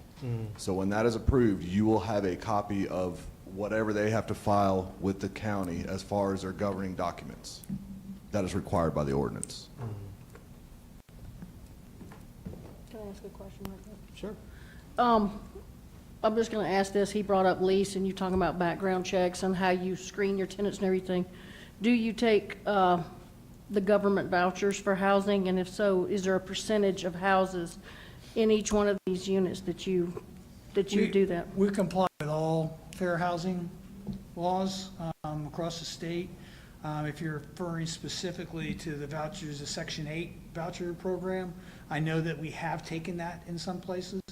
The challenge is that usually our houses lease at such a rate that they don't get approved before somebody else takes the house, because we won't take the house off the market to process a Section 8. That's not to violate it, and I would just... Now I'm really I've already promised you a lease, and now I'm walking into Section 8 equal housing law. But we have had people that use it. I will tell you that in Orlando, we had some communities that looked into it a little bit. I was finding out about it. Tends to be some of our longest term, best paying tenants. That supplement what they make tends to be they stay in the houses, and as a recent tenant, we're all just trying to have a place to live. So. Any other questions? Any other questions? Thank you so much for your time and indulging me. I appreciate it. Thank you. Could you please repeat that for us, all of it? I'm gonna need more time. Lisa, anything else? No, sir. Okay, Thank you, Paul. thank you. Thank you, Paul. Now we'll move on to Finance, Human Resources, Ann Hunsinger. Mr. Mayor, I have 2 items. The first one is just a housekeeping item. Every couple of years, the retirement plan has to be restated to comply with IRS laws and new things that go down to maintain the tax qualified status. So in your packet, there is a memorandum and the new amendments that are there. I would like to approve it. I am not an expert in this, but I know what it is. If anybody has any questions, you may need to direct it to Christie. But if nobody has any questions, I would like to put it on consent. Well, I think when I read it, Ann, it said that the authority accepting this would not accept anything that had been changed by the cities anyway. Correct. So, housekeeping, we got to do it. Anybody have an objection to consent? Not at all. No. Consent. Then I'd like to put it on consent, please. Okay. Consent, okay. The other item is the millage rate, which is, I don't know if we can put this on consent. Do we have to vote on it, Paul? Yeah, let's not put this one on consent and vote on it because we've got the resolution prepared. The resolution, here's the detail. The real and personal property located in the city of Loganville and in Walton County, the calendar year 2024 gross millage for maintenance and operation shall be 12.817 mils less the rollback for local option sales tax at 2.948, leaving net millage for maintenance at 9.869. The Gwinnett County millage rate, calendar year 2024 gross millage for maintenance and operation, 8.832 mils, less the rollback for reassessed value at 0.539, leaving the net millage at 8.23. I'll read it more specifically with all the words on Thursday, but that will also be on our agenda to vote on Thursday. Any questions on that? If not, Mr. Mayor, that's all I have. Well, just so everybody will know, your city council has made the decision since 2019 to accept the rollback rate on property taxes every year. Some places have not done that. So I thank everybody for working hard to make sure our budget's working. We don't have to burden the citizens with it. Danny, do we need to talk about a little bit about the county tax? Do we need to mention that? It's not our tax. I know, but there was a credit last year that people aren't going to see this year, so just be aware. Yeah. Look at it closely. State did away with it. Yeah, I know. But when they get the tax bill, they lump it all together. And We've had a lot of discussion tonight. Yeah, I understand. Okay, thank you, Ann. We'll move to Public Safety Committee. Melanie Long. Thank you, Mayor, Chief, and Chief. I didn't think we were going to get there tonight, but here we are. I'll let Chief Lowry and Chief Johnson tell you what we're looking at. We're looking at a couple of off-road utility vehicles to make their jobs easier, and we've got some 2019 SPOS money for this, and I'll let them speak, and we can ask them our questions. Yes, ma'am. Thank you, Ms. Long. Mayor and Council, this is actually something that both departments have been looking at for quite some time. To be perfectly honest with you, we had a situation just a couple of months ago that occurred up in the wooded area at Meridian Park that really brought the focus to it, because it was very difficult to deal with without being able to get any of our vehicles, police or fire, to where they need to be, and having to do everything going back and forth on foot. So the base vehicles are identical. But as you'll see in your packet, the equipment cost is different as far as the lighting and emergency vehicle or emergency siren, all those, that cost is the same for each vehicle. Just the only difference in that is ours will have blue lights, theirs will have red lights. The most significant difference in the pricing on the fire side is the apparatus that will let them use this vehicle in the event of a brush fire or a wooded area that they can't get to with their trucks, and it's very difficult to get the hoses in there. So that cost is different. And although these vehicles are legal to drive on the street as long as we follow the state protocols to get them licensed, and we will, we have included in this proposal a single trailer instead of two, primarily since we have mutual aid agreements with everybody around us, and Walton County has this, but some of the other jurisdictions don't. So if we need to move these vehicles to go and support the search for a lost or missing child or elderly adult or whatever else it might be, that would give us the capability of doing that. And I'll be glad to answer any questions. This is a SPOS purchase. Right, and I did have one question ma'am. that I didn't get a chance to talk to you about Yes, before ma'am. tonight. That TransSafe, where you're going to be getting a lot of the equipment that goes on these, the Aramco doing business as TransSafe. That's where never mind, that is not you. That is No, Jeremy. that's That is not you. I was I'm looking, jumping I didn't ahead. recognize Look, it. my No. notes are all scrambled up here. Never mind. Sorry, my mistake. Look out, Jeremy. I know, Jeremy, I'm coming for you in a ready. minute. No, not really, but yeah. So, yeah, I don't have any questions for you, that's right. Thank you. Where are they stored?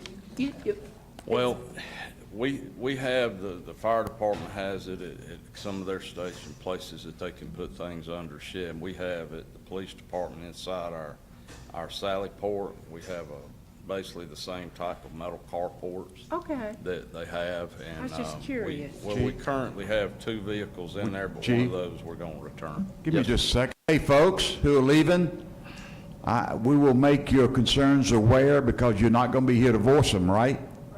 I apologize for running this long, but it will be conveyed to the people that need to know. Okay? Thank you. Sorry, Chief. Go ahead. Currently have 2 vehicles that we got through a federal and state combined surplus vehicle. We still use our Peacekeeper, the armored vehicle, but the Humvee needs a lot of repairs, and we're in the process. We're going to get that returned. They're doing their annual inventory, and they don't take anything back during that. But after that, by the time these come in, we'll have our space cleared out. I think this is great. I do I too. see parades as being one of them. We're going to use it for that Yeah. quite a bit. And are these, everything's in stock and it's ready to go? Will it be delivered? What did they say on the Turner? Yeah. How And many? It's about 9 days. Okay. And it is, these vehicles, surprisingly enough, they are on state contract, and I think it's about, without looking, I want to say $4,800 thereabouts. Yeah, I looked in them up just to savings, see, so because I thought, let me see they if are they really state do give a contract discount. And they do, yeah, it was close to $5,000. Yeah.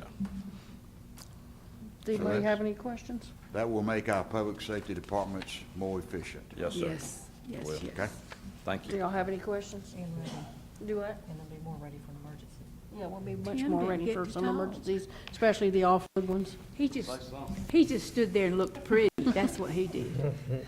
Good evening, good to see y'all. Y'all have any Everybody questions? Yeah, okay? y'all okay with consent? Consent? Yeah. Consent, okay. And, Very good. Thank you, guys. I think that's, yep, that's all I have. Thank you, Mayor. Okay, thank you, Melanie.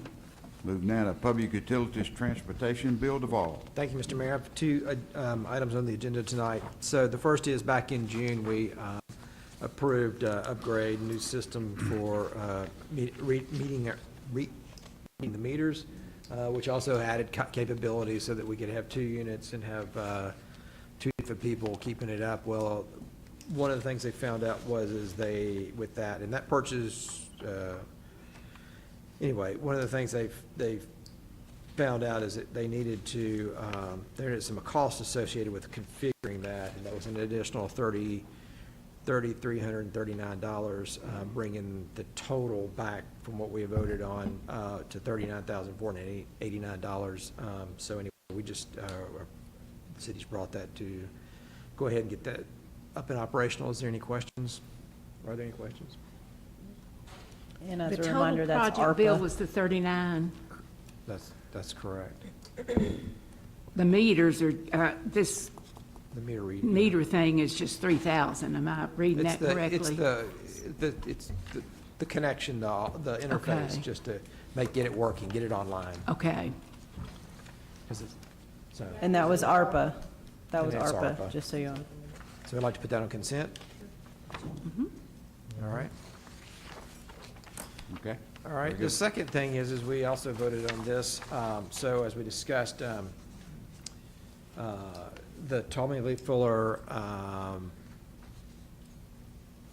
road that we're designing that's gonna tie in, that's gonna give us a new, intersection on State Route 20, removing a bunch of headaches, giving us a, much-needed, traffic signal. Keckerwood gave us a price. It was back in June, July. It was around $164,000. So, as they got into it, they determined that they've got to pick up the stormwater detention. We're cutting through Fesco, tying it back into State Route 20. And we're stopping right at where GDOT had their right of way, because we don't want to encroach in their project, because that opens environmental documents, it makes things, we don't want to delay it. So anyway, they realized that in their bid before, they had not included this stormwater management. And so Danny went back to them, and they came up with this an addendum. This addendum is for $24,700, that would actually bring the cost of the project up to $188,000 total. Did I miss anything there, Danny? So, any questions on that? I have a question, Bill. I got a little confused on that second paragraph where it starts, this project proposes on the, you see where I'm at? Right. Is GDOT paying for the signal, the intersection approach design, and that sort of stuff, or am I misreading? That is correct, like I said, so. So GDOT's paying for that? That is Okay. correct. We'll bring Tommy Lee Fuller around to where the right-of-way line is that GDOT proposes. Okay. And they'll take it from there on to and put the signalized intersection. What about the underground detention over in the public's driveway? Anything that's outside of the GDOT right-of-way is what we're handling, as far as the design goes. So would that be out of their right-of-way? Would we be paying for the underground detention? In our project, yes. It'd be part of our construction. Why would Publix not be paying for, that's a or construction. the Publix Town Center not be Well, that's- paying? Well, we haven't got that far We yet. haven't got that far. Negotiating with the property owner. Our intent would, they would pay for it as part of the conditions, but we haven't got that far yet with the property owner. So this is Okay. just for the design. We haven't got to the construction. But your intent is to My intent is negotiate for with letting them them? to pay for it. Okay, That great. doesn't mean they Thank will you. though, but our intent is to let the property owner to do it. Okay, great. I like that. Thanks. Any other questions? But we are paying for the retention pond on the other side. Yeah, but that's kind of I view that as our side. Well, it will be a city street on the other side as well to an extent. Yeah, I can kind of go with that one. If anybody doesn't object, I'd like to put that on consent. Consent? Okay, All right, that's all I have. Thank you. okay. Thank you, Bill. And we'll move to Public Works Facility Committee. Patty Wolf. All right, wake up, Jeremy. I have three things this evening, actually. Jeremy has submitted, we want a sign machine. He's going to come up and explain it to you because I don't even know what to call the thing. And then a tower of light, so when they're working at night, they'll have wonderful lighting, which I don't think they've had any for a while. Jeremy, you want to come up and just kind of explain what you're asking for so everybody can understand it?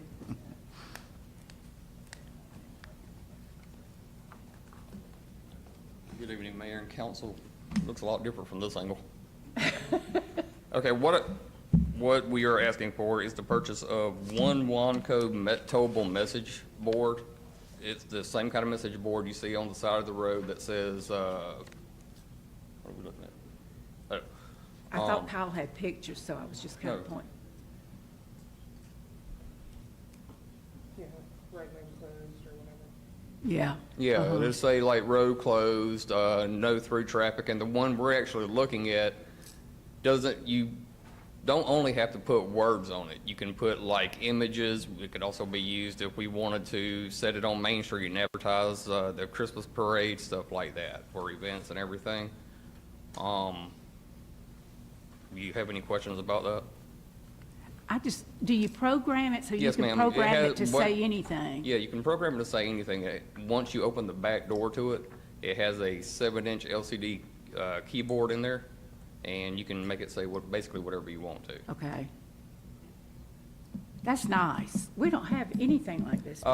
We do currently have an arrow message board. It just has the left and right arrows. Okay. So we're looking for something where we can get more information out as the public needs it. Okay, I like that. The price of this is $19,230, and it is going, all of these two things are going to be paid with ARPA funds. Yes, ma'am. I did just have a question. I noticed that the company was out of Lawrenceville, Yes, ma'am. but they're charging us $1,750 in freight. That's to have it shipped either straight to us from the manufacturer. We're buying it through TransSafe. Okay. And TransSafe is a company we've used since I started here. We buy So our it's street not a signs stock from. item at their... No, it's not a stock Okay. item through them. Okay. So we can have it shipped directly to us, or if we don't want that, we could go pick it up at TransSafe. But you're going to still have to pay the $1,750 whether they ship it here or ship it to Transco Yeah. or TransSafe. Yes, ma'am. Okay, thank you.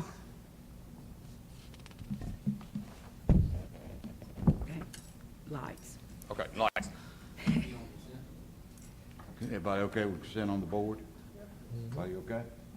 I'm sorry, I thought we could consent the whole thing, but maybe we cannot. We'll do, we can do each one, that's okay. Oh, okay. Okay, and the lights, what we're trying to do is we're looking on that picture, the one, right, on the right-hand side. We're trying to get 2 new light towers to replace 2 that we have at the utilities department. The ones we have, they actually work, that we have now, but they're over 10 years old, and they're the metal halide lights. These are LED. These have 30-foot mast, and I think each light puts out like 53,000 lumens. So when we're working at night on roads or whatever else we're doing, this is gonna light up a much more wider area, and it's gonna be safer for the employees. Yeah. And that's what we're looking for. All this is about safety and events. Oh, so Christie's involved. This one is $29,347.50. I do have one quick question, Jeremy. I noticed there was a lower, yeah. Yes, ma'am. The reason why I'm asking to go with this one is because this light tower is actually 30 foot tall. The other one's only 25 foot tall. And this Okay. one also has, like I said, 53,000 lumens, where I believe the other one only has 48,000 per LED fixture. Okay. So more like higher Better- tower. Better safety. Yeah, for just a couple $1,000s more. Okay. Yeah. All right. Thank you, sweetheart. I appreciate it. You did good, Jeremy. Thank you. You can breathe now. Can we put this on consent as well? Everybody okay? Oh, the whole thing? Oh, okay. There was another, I got to find my page.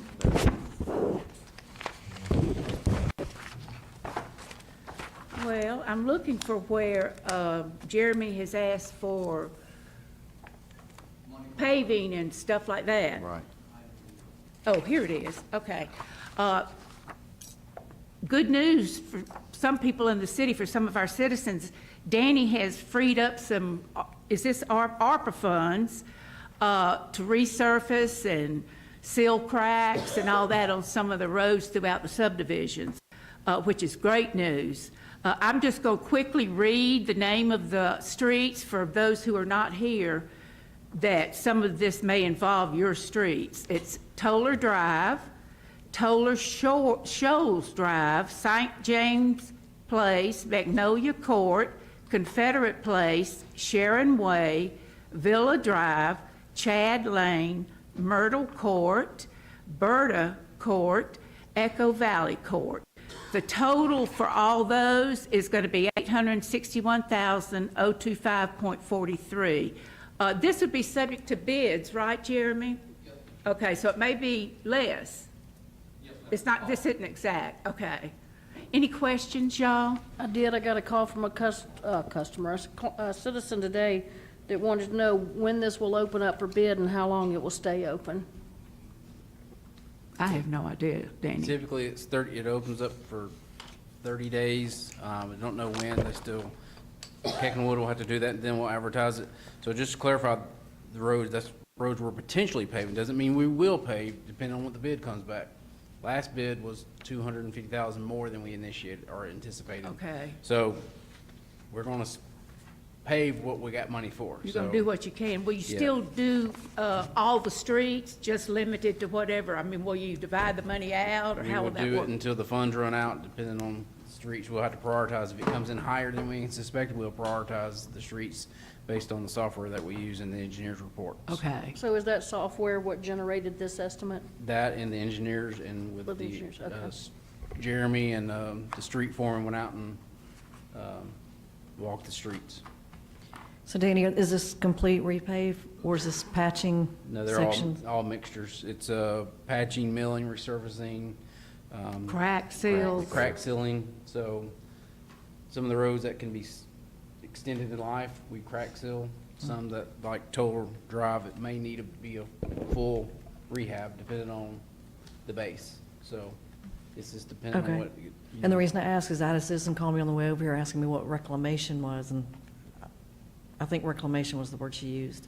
Yeah, that means going back to the base. That's a brand-new road. Okay. But it all depends on, like on that first drive, Toller Drive, we're doing a core sample, so we actually take a core to see if the base is still intact. If it is, we'll just mill it and resurface. If it's not, then we'll have to dig up the whole thing and put new base, pack it, build a brand-new road, which will be a lot more expensive than what we asked. Is that what you just did with Terra Boulevard? No? No, it's resurface. Okay. Most roads are milled, I mean, we grind it up and then we put an overlay over it. Okay. But if the base is bad, we gotta take it all the way down to the dirt. Jeremy also listed 3 other streets he'd like to get done if you can find the money, Danny. Correct. Well, you I found the didn't money? mention those skips. I didn't want to get anybody's hopes up. Have you found the money? There's no clarification finding money. We know what we exactly have. I'm trying to spend this money for 2024. So this is ARPA. You know, ARPA has to be earmarked by 2024. So this is to the money that we have remaining. We would like to go ahead and use this year. Good. Okay. Any problem everybody- with putting this on consent? Everybody okay? All Get it right. done. I got a couple pictures, Kyle, I think if you can find them. It's just gonna take a minute. I want y'all to see, Danny sent these pictures to council when the pipe burst on Main Street. I just kind of wanted y'all to get a visual of what our staff does. I was amazed. There's one, I mean, they're just in the mud, in the, okay, and all that water. This one, see way back here, the black shirt and the head of that individual, he is that deep into that water. And this mud, Jeremy and all of them cleaned up.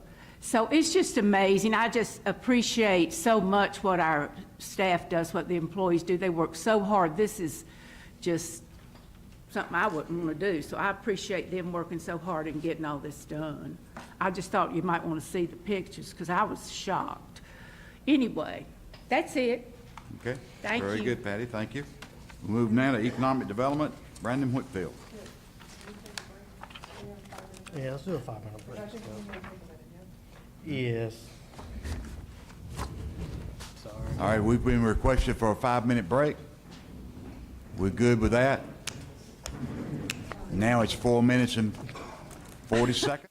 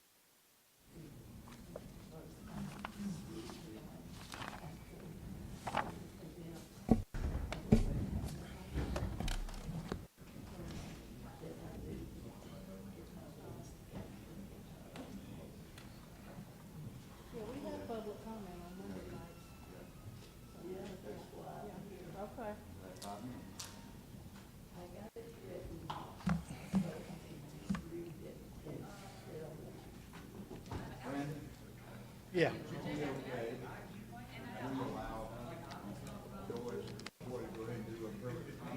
Yeah, that's fine.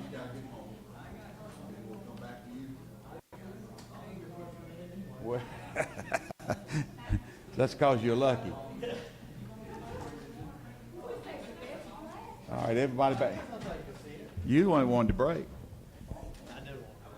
We're going to deviate just a tad from our normal procedures.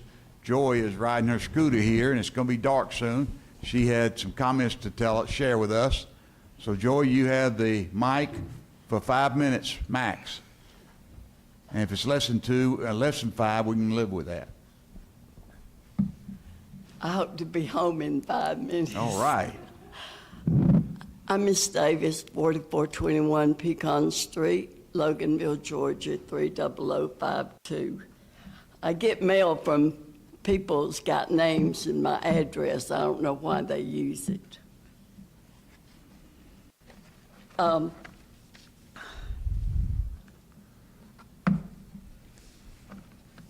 First, I'm going to try to read this because if I were to talk, I'd probably add a lot of stuff. First, I am not against anyone personally. I love the building and everything that's going on and improving our town, you know, so it has nothing to do personally. But the construction site at Pecan Street and Main is what my issues are about. I only have one issue, but the issue concerning not receiving mail for a week at a time is no complaint, though others living on the streets, such as Terry Malcolm, expected medical papers, was somewhat upset when he was asking me about why are we not getting mail. The issue concerning garbage truck pickup is no complaint.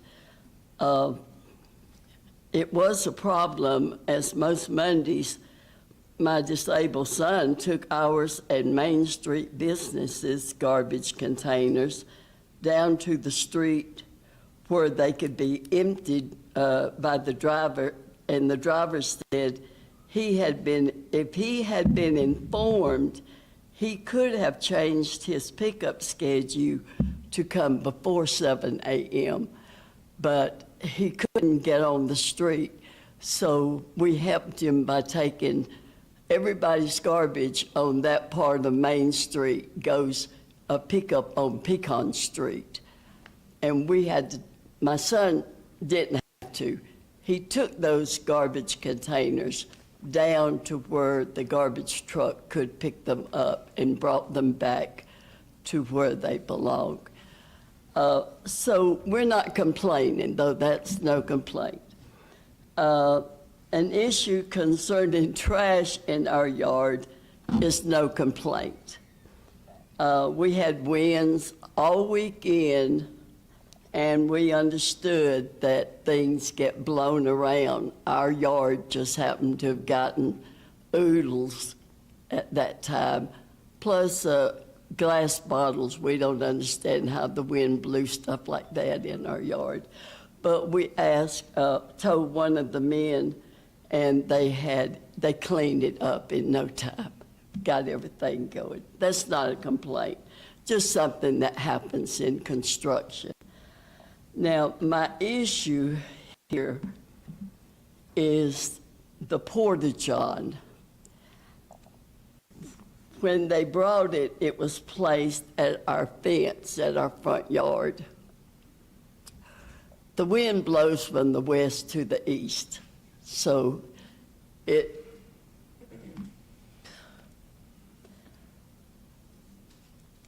the smell was so bad that we could not stand to be in our yard. I asked the supervisor if it could be moved across the street where we would not be affected by it. After 2 weeks with no removal, I mentioned it to Brandon Whitfield concerning it, but it still did not get removed. We have 2 air conditioners in that old house. We usually keep our doors open all the time to get airflow, but we have to keep them closed. And you'll have to understand, I'm a mouth breather, and whatever I breathe goes into my mouth, and sometimes my mouth tastes pretty bad when I'm trying to do something out in the yard. My son, on the other hand, has lung problem, and he has to, after a few minutes spent out in the yard sometime, he has to get back in the house because he can't breathe that into his lungs. That is the 5-minute limit, Mayor and Council. I'm sorry? Joy, you've hit your 5-minute limit, dear. Okay, just give me one more second, please. Can I address that, I feel- everybody? We will in just a second. I feel my right to pursue happiness has been violated because this is the only happiness I get working in my yard at home. And this issue needs to be taken care of very soon, or I will have to hire an attorney to protect my rights to me by my Constitution. Okay. So I thank you for hearing my Fair enough. grievance. Thank you, Joy. We've got a request from Brandon to give a little bit of rebuttal. We okay with that? I just want to touch base with you because, yes, you talked to me a few weeks ago, and I went and talked to John, and he said he talked to y'all about it, but OSHA rules they have to be on site, so that's why they couldn't move it across the street. But they are getting it pumped multiple times a week, and we're keeping our job site at a minimum of people, so it's not being used very heavily either. So we're not planning on having everybody there at once, and that's one of the reasons is for the porta-john. And also with it being pumped multiple times a week, and with the OSHA, they won't let us put it across the street. If we do, we get fined, we get lots of money and stuff against, not me, but the construction company. So they're not going to be able to move it across the street. I believe he told you about that, correct? No. I worked with OSHA. I was a steel confined space technician in the field, and we had a lot of safety dealings there, and I know OSHA. We never had a toilet anywhere close to the work site. All the workers had to go a certain distance away from where they were working. Now, that should be done here, but it's even worse for a resident that has to be at that place. They live 24/7, not an 8-hour job, not come and go into where you don't deal with that and go home. We deal with it 24/7. I'm complaining because it is a problem. I know it could be moved over. You got the vacant lot and the parking lot. When the people were here doing the filming, their toilets was down at the end of that parking lot. They were not up there where it would be convenient for the men and women to use all the time. They had to walk down. So I know my rights as with the OSHA. I worked with them many years. And I'm just asking for my pursuit of my happiness. It has been done away with, and I have a constitutional right to be able to pursue my happiness according to our Constitution. So I'm just asking, something needs to be done, or I will have to hire an attorney, because I've been going through this for a few months, not just a few weeks. And I know that y'all keep them clean, but that don't keep them from making the place smell to where you can't enjoy your home. We got it, Joy. Thank you. Anyone else? I'm open. I don't believe we have a need for any more public comment, but share with me if you do.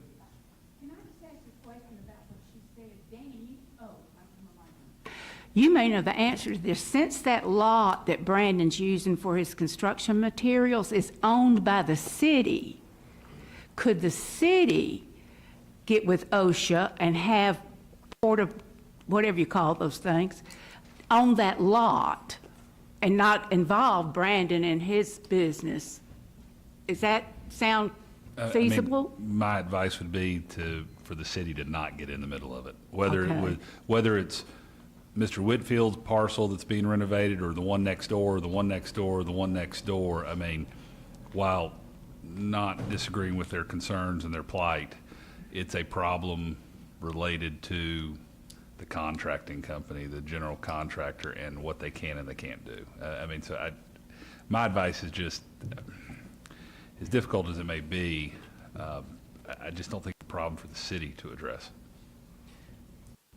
After she talked to me, I called John the next day. We talked it out.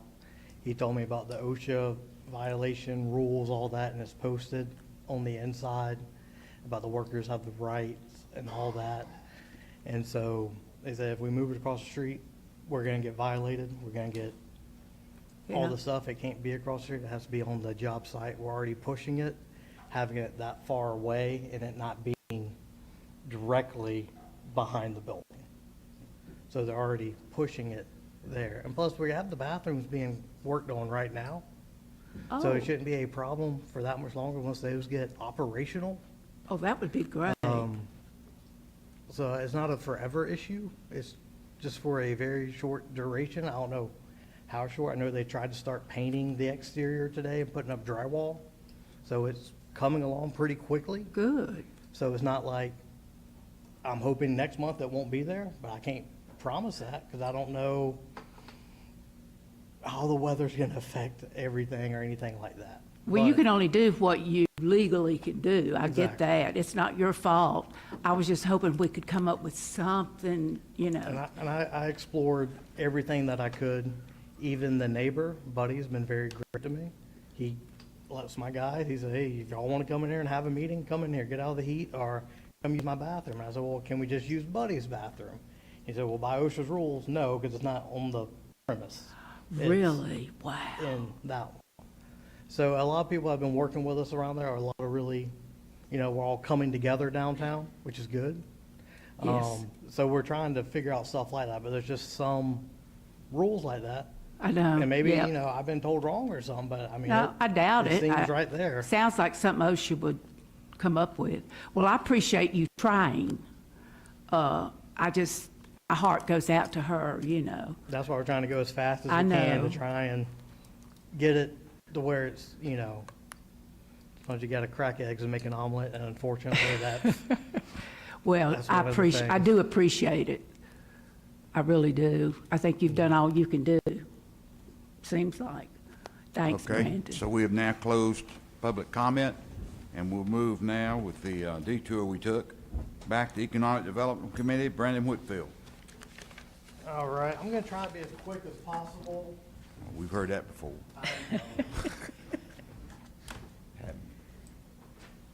Gotta recenter myself after that. Sorry, guys. So I had a email out to our committee for economic development. What the thought process in my mind is, and what I'm gonna be asking for tonight, is Jeff Speck's 7 rules to then be looked at by Paul. He's been going through a lot of our code section. So I want him to go through here and try and make some amendments to our code section based on these 7 rules that y'all have in y'all's packet. And it's not so much gonna be a big ordinance change, it's just a lot of little stuff that, there's a quote, it's like, you don't know bad design until you see it. And Jeff Speck is one of the most respected people in the field, and he does this for a lot of cities, and these are his 7 rules. And usually, if you generally follow this, you don't have a badly designed downtown. This is mainly just for overlay districts. I went to a class in Atlanta for the GDA for the overlay district zoning, and we marked up a lot of cities based on these rules. And I came home and started marking ours up. Ours was actually in very good shape. There's not very much that is required. I will just hit a few top points. Is The main 7 things are surface parking lots kill vitality. There's a good book about that if y'all do want to read. I have it in my thing. I've seen the YouTube on it, but it's The High Cost of Free Parking is a very good book. Dead walls create dead sidewalks. Sidewalks need buildings near them. Curb cuts endanger people walking, and front doors are essential. Homes against sidewalls need height, and urban buildings need friendly faces. So just a few examples in our overlay district, and that's why I asked Natalie to put it in here for us. Because in here it says your first floor height, and this is talking about new buildings. So new buildings that would possibly coming on into the Main Street district. It recommends 18-foot ceiling heights for the main floor. So say our minimum right now is, let me look for it. I know I should have had all this memorized. Is 25 feet. So that doesn't leave much room if you're going to go our minimum height for 2 stories. So your minimum height would go to what, 28 feet? So it's like we're talking about like 3 feet here in the code. And just want to kind of get y'all's thoughts on what I was asking here, trying to point us in a direction to see if it's worth having Paul's time being spent on this for our overlay district. I do want to leave with a quote. It's from the CEO of Jaguar. If you think good design is expensive, you should look at the cost of bad design. Yeah. That means a lot in downtowns. Yeah. Well, actually, I took like that your quote. 7 rules and I looked through the thing. We are pretty good. I mean, we've Yeah, we're already pretty pretty good. much covered a lot of that. Like you said, if there's just a few tweaks here and there, Mm-hmm. I don't see a problem with that because it didn't look like it's anything major. Yeah, I there's would, I really mean, that would be nothing- up to Paul. I don't know if it looks like it's something major. It didn't look major to me. We seem to be pretty well. No, there's a few things like in the prohibited uses, it says like contractors' offices. I know that's in there. And a lot of times you do want some, I'm not saying it has to be a contractor's office, but say a state farm insurance office or something. It can be downtown, but you don't want them on your main floor. You kind of want those in your second or your third floor. You want your friendly business-facing people on the main floor, your retail, your restaurants, your coffee shops, things that people enjoy walking past. So that'd be something like we could do restrictions on main floors, but not restrict it in the whole downtown. Because if it goes upstairs, we could use those 8 to 10 people in that office coming down and eating lunch every day, you know? We don't want to keep them completely off of it. We just don't want them on the main floor. Makes sense. Sorry. So here's the deal. I will be happy to dig into and do as much of this as you want me to. Here's the caveat I'm going to throw out of there. Jeff Speck, he's one of the top names.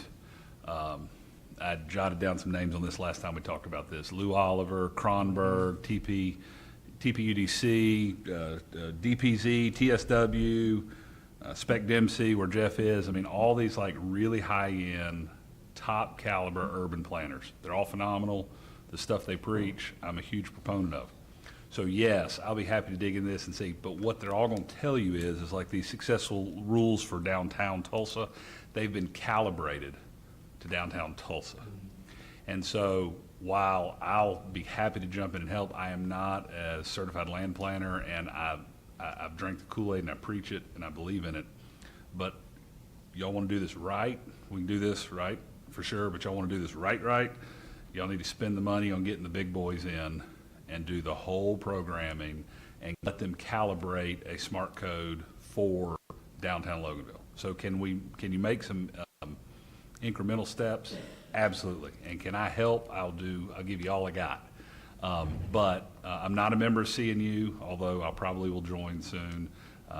Don't have full land planning expertise, although I've dipped my toe in the water enough. But yes, these are great rules and phenomenal ones to live by. But to get it right, y'all need to undertake a true calibration of a smart code to either all of Loganville or just the downtown core or some combination thereof. That is not a small undertaking, both in time and financial resources. It's an expensive project, but it's also a very involved project. It's not just the money, it's also the resources. So I'll be happy to work with Mr. Brandon on as much of this as we can get done for y'all. But to really get it to where y'all want it, y'all need to have it calibrated for Loganville, Georgia. And then that requires a master plan and so on and so forth, so you get into that big, long, Correct. It's a long process. It's a long process And and a a very very expensive detailed process. process. And a very expensive process. Are you talking about, Paul, starting with the zoning, redoing the zoning? Correct. But if you want to focus on downtown, you can do an overlay and you can say, hey, we're going to just redo the zoning code for just the four corners of some Okay, predefined downtown area. okay. My initial suggestion would be, and I think any of these sort of high-end land planner suggestions probably would be to do that, meaning you might do some cleanup of what you got, but then if you're going to start with brand new and sort of, you're going to pick a tight defined area and calibrate just for that. But yeah, I'm happy to, we can certainly look at this and see if there's any short-term tweaks that we can do. No problem.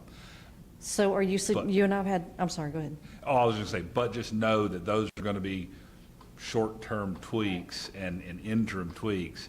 But if y'all want to get it right, it's a big undertaking to get it right. When Jeff Speck's name shows up, when Lou Oliver's name shows up, when Andres Duane's name shows up, when all these big heavy hitters' names show up, I mean, they come in with a team, they spend about 4 or 5 days here doing charrettes, then they leave, they draw all sorts of pretty pictures and calibrate it and come back, and I mean, it's about a 12-month process. And it's not cheap. And that's once they get here. It takes a long time to even get them here. And when I Correct. went to the meeting, one of the cities I went, they've been in the process. They were just now about to get done with it. It's been 2.5 years. Well, it's Since they been first voted that on it. long already, so, I mean, you know, we've been talking about this for what, 4 or 5 years now? Yeah, we've had. What's the cost, 42 Paul? years. It just depends upon what you want to spend. Nothing. I mean, Yeah, it gets I think very that Monroe's currently doing a form-based code Yeah, I system like that we're, that. and we spend about, I think, maybe $250. Oh, okay. Yeah, these are not cheap. You get these big names, you'll spend $500,000. But it will be done right from the beginning, and we Yes. won't be piecemealing something over there and something over here. Or Band-Aiding, Yes. Do what? or Band-Aiding. Yeah, yeah. But I do think we do have a good base, though, because even after looking through the 7 rules and looking at what we have, compared to some of the cities that we marked up in that class, ours only had a few things.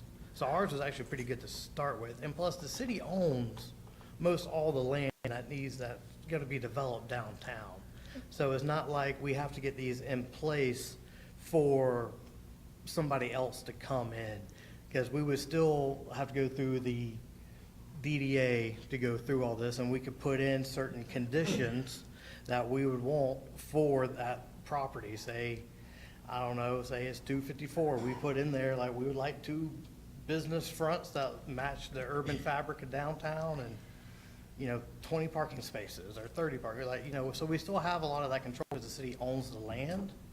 So I don't want to not do anything for 2 to 4 years on this plan. I think we have a lot of studies that we've already paid for that I've gone through and looked at. You could use, there's a lot of usable data in there to go ahead and get going. I think, Brandon, and I respect all the work you've done, trust me, I really respect it, but I think, at least this is what I have found, reading how to do something and actually doing it are 2 entirely different things. And I think this is so important to our city, that we need an expert in the field, one that's done it over and over and over again. Somebody like Paul's listing. I just think that's the way to go, to get an expert redesigning a city, because I've done a little research, not nearly what you've done. Everything I have read says you start with zoning. Zoning is, get it zoned the way you want it to look, the way you want your city to look. You zone it accordingly, and then you get the design of your houses, and we get architectural design and that sort of thing. and we get it just like we want it, and then we invite developers in to build what we want, not what they want. And I think that's very important when you're redesigning a city. And we do have a lot of that in our overlay already. I A just lot think of our we need an design expert. I don't mean to bash you at all, but I think there are experts in the, I mean, Monroe, I think we all would set Monroe up as doing whatever they do, they've done it right. And they've had experts every step of the way. So would you support the $500,000 price tag? You vote for that? Monroe was $250,000. That was just Okay, for, so that was just would- for form-based. Yes, I code. would That's vote You for not- would vote for that? Yeah, Okay. I would That's a lot of money. absolutely vote for it. But we don't know. I mean, why don't we get an estimate? Paul, do they do that? Will they come out and give us a, I don't know the answer to that. Okay. I know that normally the way those happen, and let me just qualify this. I'm not saying that I can't dig into this with Brandon and with y'all and make some suggestions on some interim edits. I mean, don't shortchange. Not saying don't shortchange me, but don't shortchange that. We can make some, headway. But normally what you see happen is it goes out with an RFQ. We'd write an RFQ, request for qualifications. And in that RFQ, you would ask for price ranges. You wouldn't necessarily get exacts until you did. Or you can ask them for not to exceeds and those sort of things, kind of almost like bidding. But the RFQs could be developed, and then you could send out an RFQ. But I mean, the only comment I would have to this is it's a conversation you need to have with him and with her. It's not a small budget, not a small line item. And I'm not saying don't do it, like that's y'all's decision, but it's a big sort of dollar figure, and it's not just a dollar figure. It's a big time investment in what Robbie has to do and what they have to do, what everybody has to do, and it's a very big change in how you develop your town. And I know that y'all are very concerned about what your citizens want and don't want. And a lot of the concepts within the new urbanist movement will bring to the table products and ideas and growth that some of y'all and or your constituents may not agree with. So we could do all that work, spend $250,000 to $500,000 and disagree with them, which has happened in the past, and then don't use the plan. Just a thought, you think Sizemore has dealt with these people before? Oh, he preaches from the same Bible that we do. I'm sure he knows a lot of the same stuff. Are you aware of Sizemore Group? Yes, sir. Would they have some of the same concept type things? I'm sure they go to training for these things. Yes, I just sir. don't know. They would. They would. Well, you know, we Brandon? talked about for them for about 2 years now. What are you asking for from us tonight? Where do you want it? What's our goal for this My goal discussion? is just, when I go to these trainings, I want to try and bring one thing back at least. Okay. Try and put into practice. Okay. To make it worth the citizens' investment in me going to these classes. Okay. And this was just a way to beef up and kind of make our code better, but just for the overlay district, because that's what the class was about. So it was really, and this was the same thing that they gave to everyone, and everyone was going back and doing a lot of this. I know Melanie asked me what towns have done this. I can't give you a solid answer, because most towns have done a variation of this probably already. Because a lot of the towns that were there, some of them, because it was when the class that Paul's talking about is a 10-course class, I believe, to get your downtown certified downtown planning. I've done 3 of those classes now out of the 10. And these people were just, going through here, but a lot of people in there were talking about, oh yeah, well, we've already done this and that, but we didn't, we still put up some parking minimums and stuff. But some people got rid of parking minimums. So it's really kind of what we want to do for council.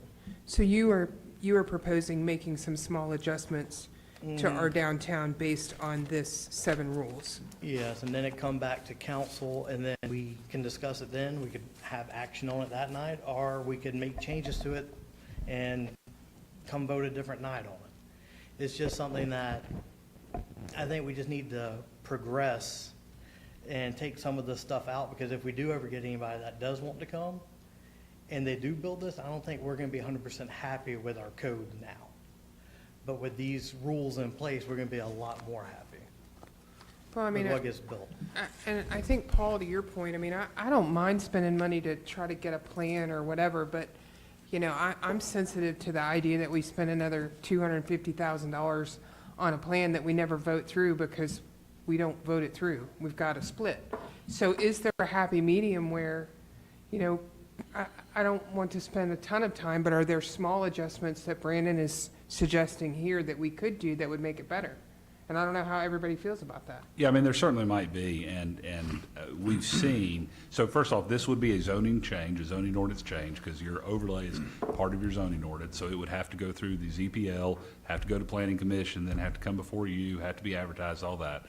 I mean, I've seen it as basic as you passing or placing the 7 rules just in your zoning ordinance and say, just like this one does, all parcels that come to downtown Loganville must meet the intent of these 7 rules. Now, these have been calibrated because they talk about parking structures, parking garages, those sort of things. We'd have to strip we'd have to strip the calibrations out. But I mean, yes, are there some simple things that we can do to make it better? Absolutely. Are they going to fix it? No.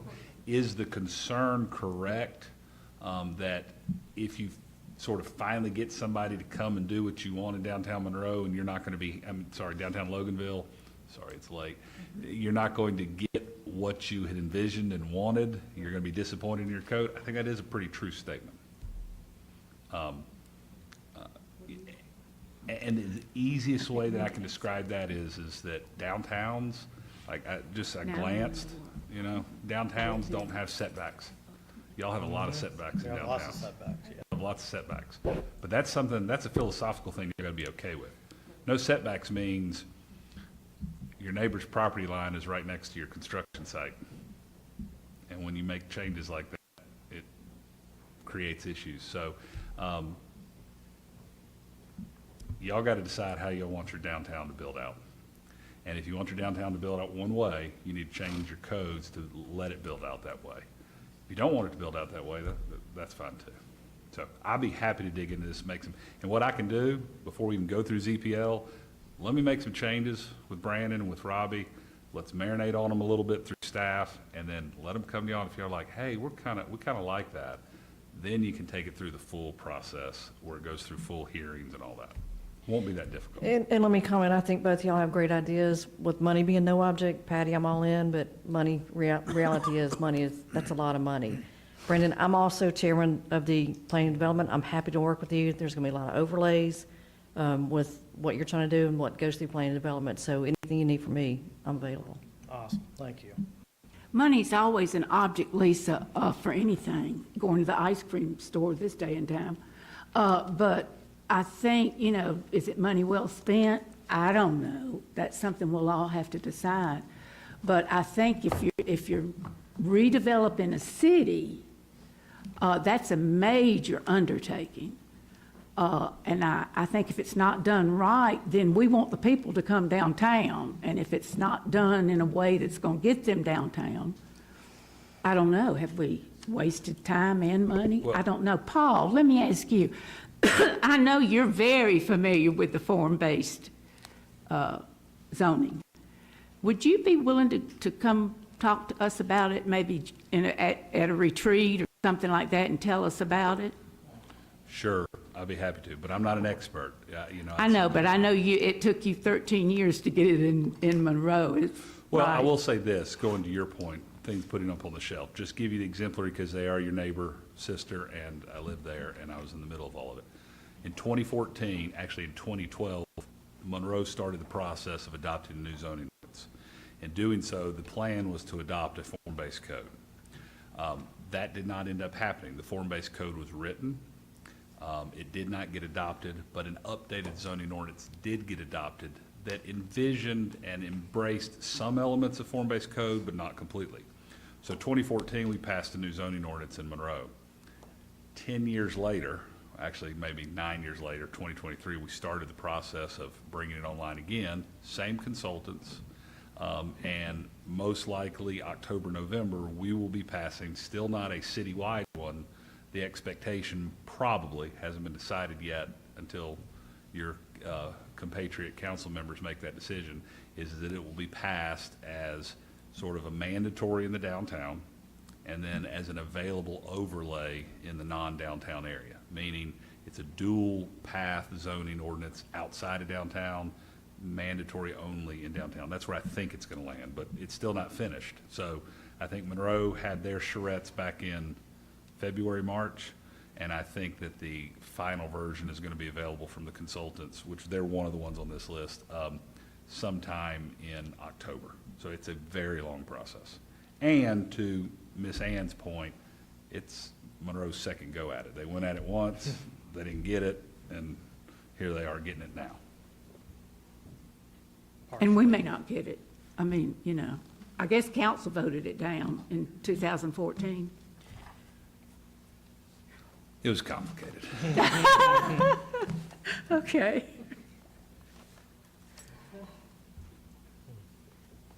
So are y'all okay with, I guess we don't want to take a vote on this Thursday to see if we're okay with letting us look at this and maybe coming up with our own 7 rules for downtown Loganville? I don't based think on we need to this? vote, do we, Paul? No? No, not if proceed. y'all just want us to proceed forward with If working everybody on it, agrees, we can because there'll be proceed no and see what action. we get. It's one of those things that doesn't hurt. Okay. Cool. I think you have the blessing. Is that what we say? Yes.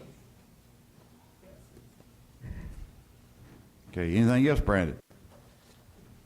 No, not for tonight, it's too late. You want to let Christie tell all the community here that what's going on? We'll hold that to Thursday night, too. Okay. City manager report? Come on, Danny. City attorney's updates. You've got some development reg updates that y'all have seen for a couple of months now. If you're ready to take action on them on Thursday, you can do so. Be happy to answer any questions. Thank you, Mayor. And that needs to be voted on, not taken as a consent. Actually, you could put that on consent if you wanted to. That would be okay. Is everybody okay with what was in the packet? Yeah, you could put it on consent if you wanted it to. Is everybody okay with the packet? Consent? Okay. Christie, consent? All right. That's Danny, it, you need Mayor. That's all I You got. need executive session tonight? We do not. Oh, very good. Thank goodness. All right.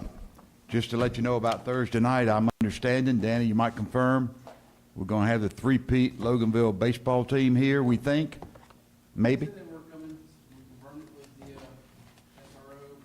Chief Warnack confirmed that 2 weeks ago, so yeah, as far as we know, they are.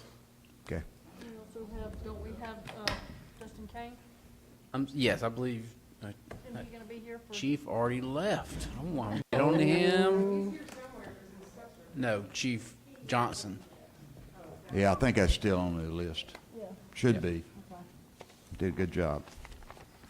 All right, with that said, Yeah, Mayor, just to let y'all know too, I didn't get a chance to tell Danny this, but Coach Seegers, the coach of the baseball team, has been nominated to be in the Georgia High School Hall of Fame. So awesome. I just want to let y'all know that because I think he's coming. So I thought it'd be something good for y'all to recognize him for that as well. sure. He's been around a while, very successful. Isn't he the athletic director now?